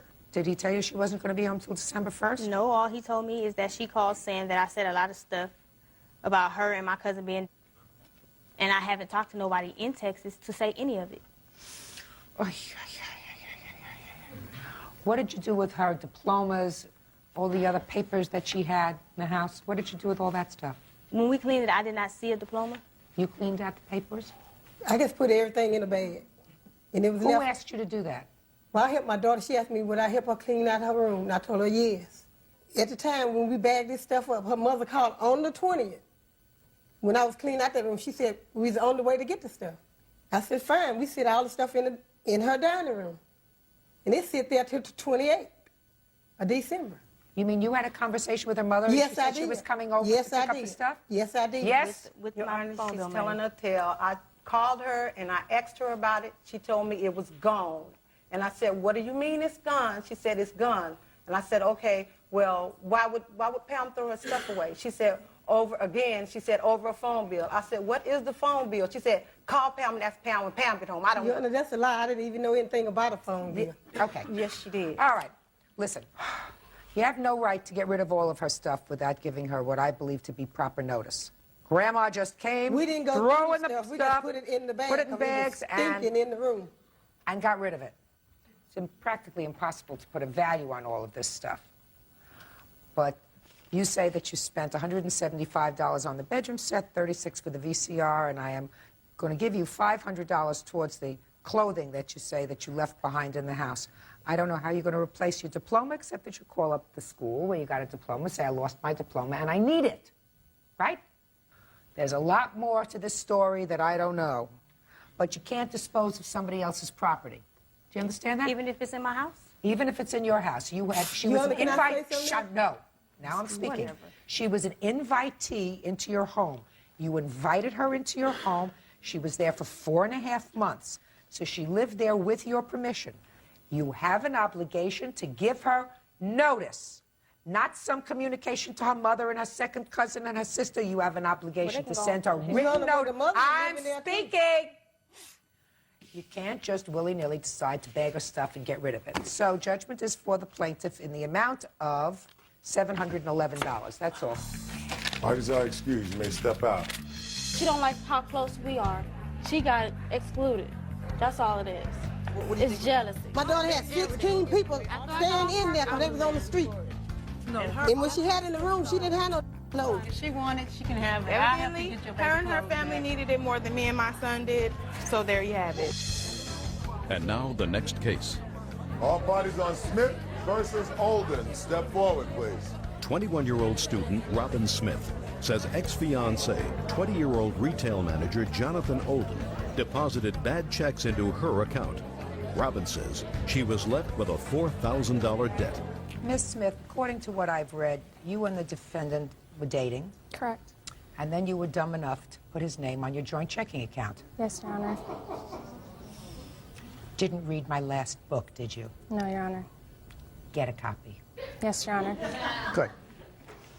And Mr. Olden deposited a series of checks into that account, a series of checks that he got from assorted sundry relatives, and the checks turned out to be bad. Yes, Your Honor. So far, we agreed on that, sir? Yes. But after you deposited the checks, you went and immediately withdrew money from the account, right? Yes, we both did. Your Honor, that's incorrect. Whether you both did or not, you deposited the bad checks into the account and spent all the money, right? Right. And then the bank came back against you as primary on the account and said, you owe us all this money because he took it out. Correct. And you want the money back. Yes, Your Honor. Were you living together at the time? No, we were not. Why would you do such a foolish thing? We were speaking about moving in together and living together, so I figured it was the logical thing to do. Who are you? Her father.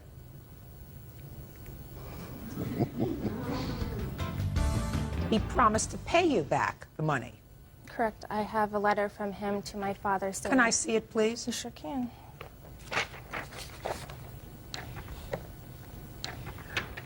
You are Mr. Smith? Yes. Step up, sir.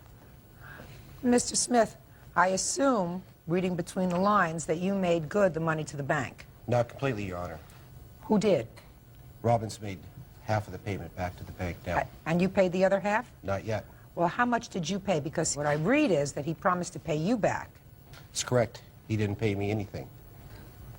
So according to this letter to Mr. Smith, you apologized for not keeping up with your payments. And you begged his forgiveness, said that you would begin to make your payments on April 15th, right? Right. So, give me a defense. The reason why I didn't make the payments because, first of all, when I was working.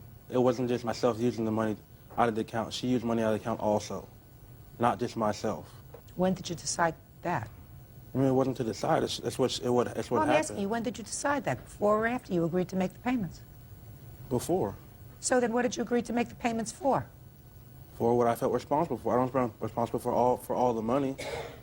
Well, how much did you feel responsible for? Give me Say a about, figure. About half of it, about $2,000 of it. Is that what you agreed to pay Mr. Smith back?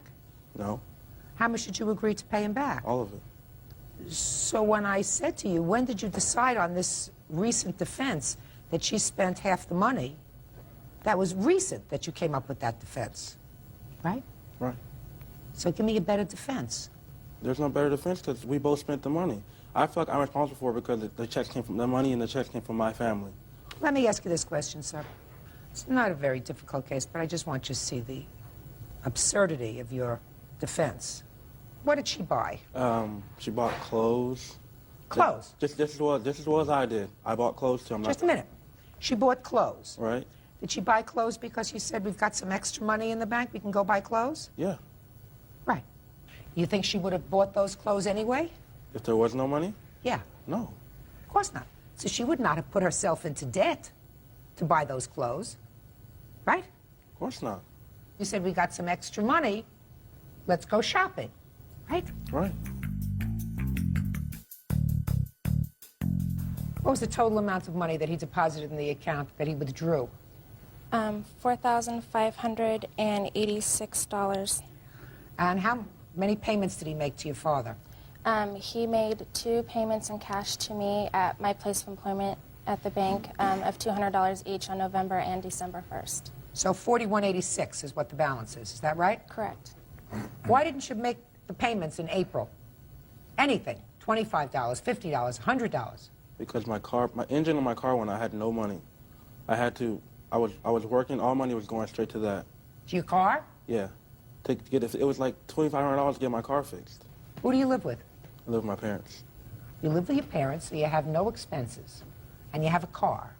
So are you telling me you couldn't take $100 a month and send it to her? Now when all my checks were going to trying to get $2,500 to get my motor fixed on my car, no, I couldn't. Well, how are you getting to work, sir, when you didn't have a car? My parents or a friend of mine. That's somewhere. good. Judgment for the plaintiff in the amount of $4,186. Thank you. Thank you. That is our excuse. You may step out. Pharmaceutical salesperson Barbara Loving is suing her ex-boyfriend, 46-year-old software support technician Michael Allen, for the payoff on a car. Order. All rise.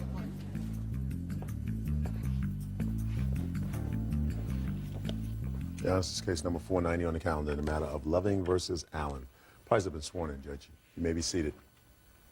Don't you watch my courtroom often? Always. If you watched it always, you would learn you never co-sign a loan for a car One for of anybody. 2 major bad decisions, I totally admit to. Okay. Ms. Loving, according to your complaint, you and Mr. Allen were dating for a while, and he was looking around for a new car, and you agreed to co-sign a loan for him because he couldn't get the car on his own. So far, is that correct? Actually, Your Honor, we were living together at the time. Second mistake. She said there were 2 mistakes. Mr. Allen, is it correct that you needed a car and she agreed to co-sign for a loan on a car for you? Yes. And the relationship didn't work out, you broke up. According to you, Mr. Allen said he was not going to pay for the car anymore. Is that right? Correct. He basically dumped it on me. Okay. What I didn't quite get from the papers is, who has the car? The car has been sold. Under what circumstances was the car sold? Was it repossessed? No, thank goodness, because I decided to preserve my credit rating. Mike doesn't care much about his. But I sold it so that I could pay off the balance of the car, and in the process suffered a loss of $5,070. All right, when did you purchase this car, sir? In February of last year. And were you still living together in February? Yes, we were. Until when did you live together? So late August, early September of last year. September 12th. You can always rely on the gal to remember the date. 9/12. Emblazoned in your memory. I will never forget that day. Okay, and when you left, sir, did you take the car? No, I did not. You left it there. I did. In fact, she requested on the 11th that I leave the car there. She was going to take it to the dealer, and basically, as far as she was aware, I was going to be without a vehicle. I don't care about whether you say she knew you were going to be without a vehicle and she was being cruel and mean. You left the car there on September 12th. That's when you correct. left. Did you ever drive the car again? I did not. Is that correct? Your Honor, he in no way was going to assume responsibility for this car. He is a total deadbeat, among other things, If you besides wanna his car. insult No, just a second. Don't speak to her. And I'll tell you that I was more than generous when this breakup occurred, because I offered him several options with this car, and he denied all of them. Number one option, when we broke up in September, I felt compassionate toward him because his place was rented at the time until the following June. I told Mike he could stay in my home rent-free until the following June so that he would have... And that was a real comfortable situation. Just 1 second. So that he would have the time to save up a little bit of extra money. I also told him when he left, I would supply him with a sofa and a bed and numerous other things. I also let him drive this car around while he was looking for another car to purchase, because he in no way was going to assume responsibility for this car. Well, how did you know that? That's because that's he an told issue. me. He Well, said, I am no longer going to pay. When did he tell you that he was no longer going to pay for the car? September 2nd. September 1st, we had a discussion of why the relationship wasn't working out. I told him, I said, Mike, I've seen a lot of things since you moved in January. Number one, you Don't have... Don't tell me what they were. But anyhow, I told him all the reasons why, and I thought we could work it out. The next day, he came to me and said that he was no longer going to pay for this car. I said, well, what does that mean? And he says, I'm not going to make any more payments. I can't afford it. The following day, Just 1 second. Okay. Does that sound familiar, sir? Almost. Okay. Go ahead. Okay, the following day, my son visited, and he and Mike and I had a conversation, and my son asked Mike to step to the plate and be a man, which I guess he's incapable of. Don't editorialize. Okay. But he asked him to step to the plate and assume responsibility for this vehicle. The only reason why I co-signed was because Mike had a terrible credit rating, and I was going to save him money on his finance charge. And that was the reason I co-signed for him. I'm a generous person by nature, and I learned my lesson. That's editorializing. All right, you did it. My son tried to shame Mike into taking responsibility. Mike's only defense at that time was to say, I know this is my responsibility, but I can't afford it. And that was his defense. I can't afford it. That's not quite accurate, Your Honor. Well, let me hear, sir. I see what you wrote in your answer. So let's see what your testimony is. Okay. In actuality, to look at this, and she mentioned the verbal agreement, you have to, Your Honor, look at that agreement in its totality and apply all of the terms and not just some of the terms of the agreement. Well, tell me. That agreement did include, because of the fact when I moved in with her, we both had mortgages. So, there was money going out. We decided it was going to rent my place so that, things could be easily afforded, we could have expenses covered, and so on. At the time that she suggested that I look at getting a better car than what I was looking at and made this offer, I told her very clearly, as soon as the offer was made, that there was only one way that I could afford the payments like this, and that is assuming that the relationship continues and the financial agreements that we have for the duration of that loan. And I laughingly at the time said, that means that you're kind of stuck with me for a long time. Her response to that, Your Honor, was that I know that, and I have no problem with that. And we went forward from there. That response was the key to this agreement ever taking place. Okay, now I have a couple of questions for you, Mr. Allen. If I understand you correctly, what you're saying is you were lulled into buying a more expensive car with a more expensive monthly payment.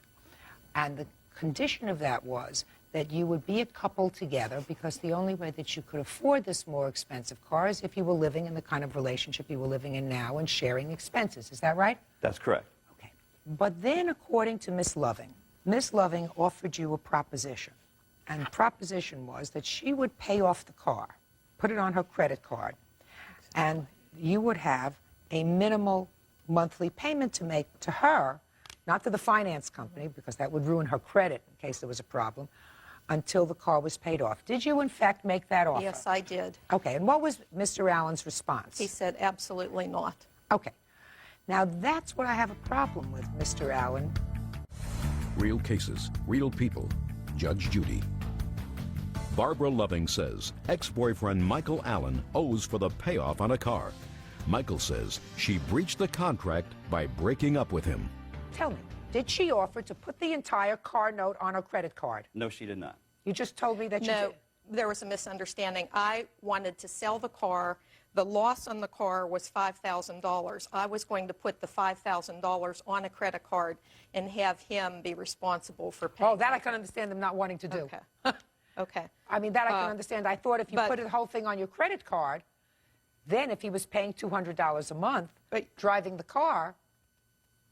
Your Honor, Mike. Had that been the case, Your Honor, no problem. So let me ask you this question, sir. Why didn't you suggest that? That was not an option that Why was didn't put you? out because She may not have said it.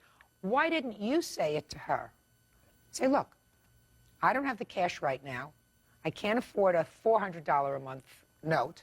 If you want to put it on your credit card, I will sign a contract with you right now that I will be responsible to pay you $200 a month until this entire loan is paid off. The reason that wasn't examined, Your Honor, was because of her reaction when I first approached her with the idea that given the breakup that she was initiating, I was not going to be able to, as we originally discussed, I was not going to be able to continue to afford the car. Her response to that was pretty much restricting any other options. All right. Basically, Mr. Allen, she was telling me, all right, get a second job. All right, Mr. Allen, let's talk about being realistic and fair. What's supposed to happen in a courtroom is supposed to be a fair and just result. You drove this car for approximately 7 months. It was your vehicle, correct? Yes, Your Honor. You paid the car note on the car, I assume, for that entire 7-month period. Is that right? That is correct, as well as the down payment and the trade that I lost. And just a second. Did you put any money towards the down payment? No, I didn't, but there was $7,000 in the cost of the car, which was the cost to pay off his old car. He made 5 payments. I made 3 payments before I sold the car. He did not make all of the payments. I made had all to of make the 3 payments while I through was selling August, it. Your Honor. And he's lying to you. Well, just a second. If you made all the payments through August, you didn't make September's payment. That's correct. And I don't know when the car was finally brought back to the dealership, but you certainly didn't make those payments. And she did. That's correct. Okay. What kind of car was this that you bought? It was a Toyota RAV4. And how much was the total purchase price? I believe it was $23,000. I have the... I have all the paperwork and the signatures if you want them, Your Honor. Can I see them, please? And I also want to see the payout from the bank. Okay. Mr. Allen, what kind of work do you do, sir? I am a software support technician. Did you move back to your home? I did not. It's still rented. They have a lease until June. He moved in with an old girlfriend. Okay. Excuse me? I know. He's got to move someplace. She doesn't know you're on. What difference does it make? Stupid, but I'm not. What difference does it make where he moved? You didn't want him with you. You know, Your Honor. You didn't want him with you. That's right. Who cares Thank where he God. moved? All right. Your Honor, Mike lied to you, though. There was never, Mike goes through cars faster than a Vegas slot machine goes through dollars. I offered to help him with this car only to save him interest money. There was never, ever an agreement on my part, maybe in his mind, that we would stay together forever. But what fool guarantees they're going to stay in love forever? I certainly would never say that, ever. Mr. Allen, have you been married before? I have. How many times? Once. Have you been married? Yes. How many times? Twice. So between the two of you, you had 3 failed marriages. Yes.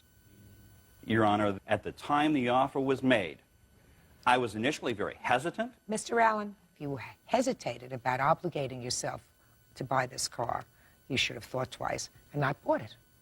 That was the reason, Your Honor, why I stipulated that the only way I could do Mr. it Allen, is with the relationship. Let me tell you going. something. If you were 18 years old standing where you are and she was a 35-year-old woman, I could understand that.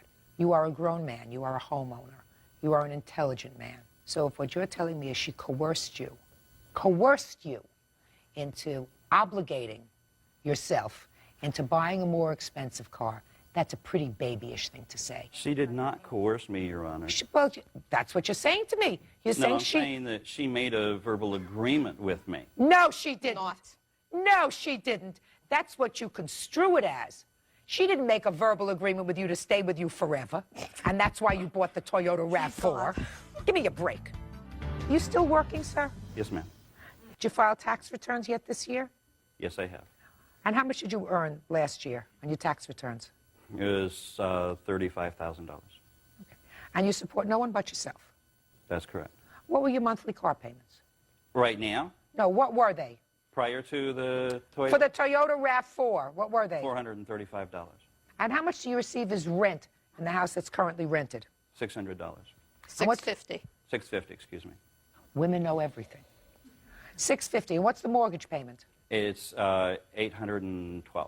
So you're losing money on the rental. That's correct. How come? That's part, Your Honor, of the agreements that we had. Do you know the people that you rented to? I do. Okay. Who are they? They are people that work at the same place that I do. Okay. You planning on moving back into your house? Probably after the end of the lease. Okay. And where are you living now, sir? I am living in a rented house. Are you the lessee on the house? I am. How much rent do you pay? I am paying. Now look at me. Careful, because I check. I want to tell you, Mr. Allen, be careful, because I check. How much rent do you pay? I am paying $350 a month. How many other people live in the house? 2. What's the total rent on the house? Actually, I'll back up, Your Honor. Go ahead. The house is paid for, is a mortgage. I pay $350 to the person that owns the house. So you pay $350 a month, maybe. Plus you bought another car. Now you purchased another car, I assume. Yes. What kind of car did you purchase? I have a Chevy Beretta, 89. And how much did you pay for that, sir? I believe was like $2,800. I'm doing that in payments. And what are the amount of your payments? $145. So you're paying approximately, according to you, $300 less for this car that you're driving than for the RAV4. That's correct. Were you sharing expenses in the house with Miss Loving? Yes. And how much were you giving her each month? What we agreed on was $250. She says no. Your Honor, January through June, he paid 0 while he was renting his place. He paid me 2, possibly 3 payments of $225. And to be honest with you, my grocery bills went up at least that much. You're telling me that you gave her $250 a month towards the running of her home. That's correct. What did you do with all your money? I do have other bills, Your Honor. Like what? I have from a vacation that I paid for completely in Colorado for a week. Yes. For us. Yes. That's on a credit card. Okay. There are about $1,300 that went on a credit card on when I was paying for all of the shipboard expenses on a cruise that we took. Talk to me about vacations. I hear a lot about vacations. I'd like to respond to that, too. I want to know what you're doing with all your money, sir. You take care of yourself. If you tell me that you earn $35,000 a year in computers, you ain't doing something right, because everybody's earning a lot more in computers. Let's say you earn $35,000 a year after taxes. What are you doing with all your money? That's before taxes, Your Honor. Yeah. Is that what you reported to the government? Yes, ma'am. Do you ever do any freelance work? I do not. Never did any of that freelance work while you were with Miss Loving? I did not. Why not? I do software support for very specific software.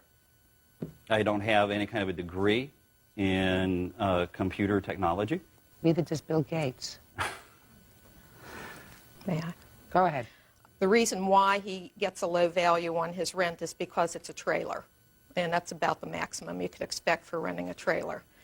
The day he was moving out, this man, who doesn't have 2 nickels to rub together, wanted to buy one of my digital cameras from me for $500. I couldn't believe it. It just told me how irresponsible he is. Mr. Allen, the operative word here, sir, is responsibility. You're a grown man. Clearly, between the two of you, you know the pitfalls of marriage, and you know that sometimes relationships last and sometimes they don't. You wanted the best possible car that you could get. This lady, guaranteed, did not twist your arm, nor did she enter into what I would consider anywhere near a binding verbal agreement to stay together with you, at least until your car was paid off. I mean, that's what you're expecting me to believe, that she entered into a binding agreement to remain with you and you with her until the car was paid off. And if she did not do that, ergo, you are not responsible for the car. Now, she's out a substantial amount of money. She is suing you for $2,500. The amount that she's out far exceeds that. That was the maximum allowed in the jurisdiction from whence you came. Correct. So I'm entering a judgment for the plaintiff in the amount requested, in the amount of $2,500. That's all. Yes. Parties are excused. You may step up.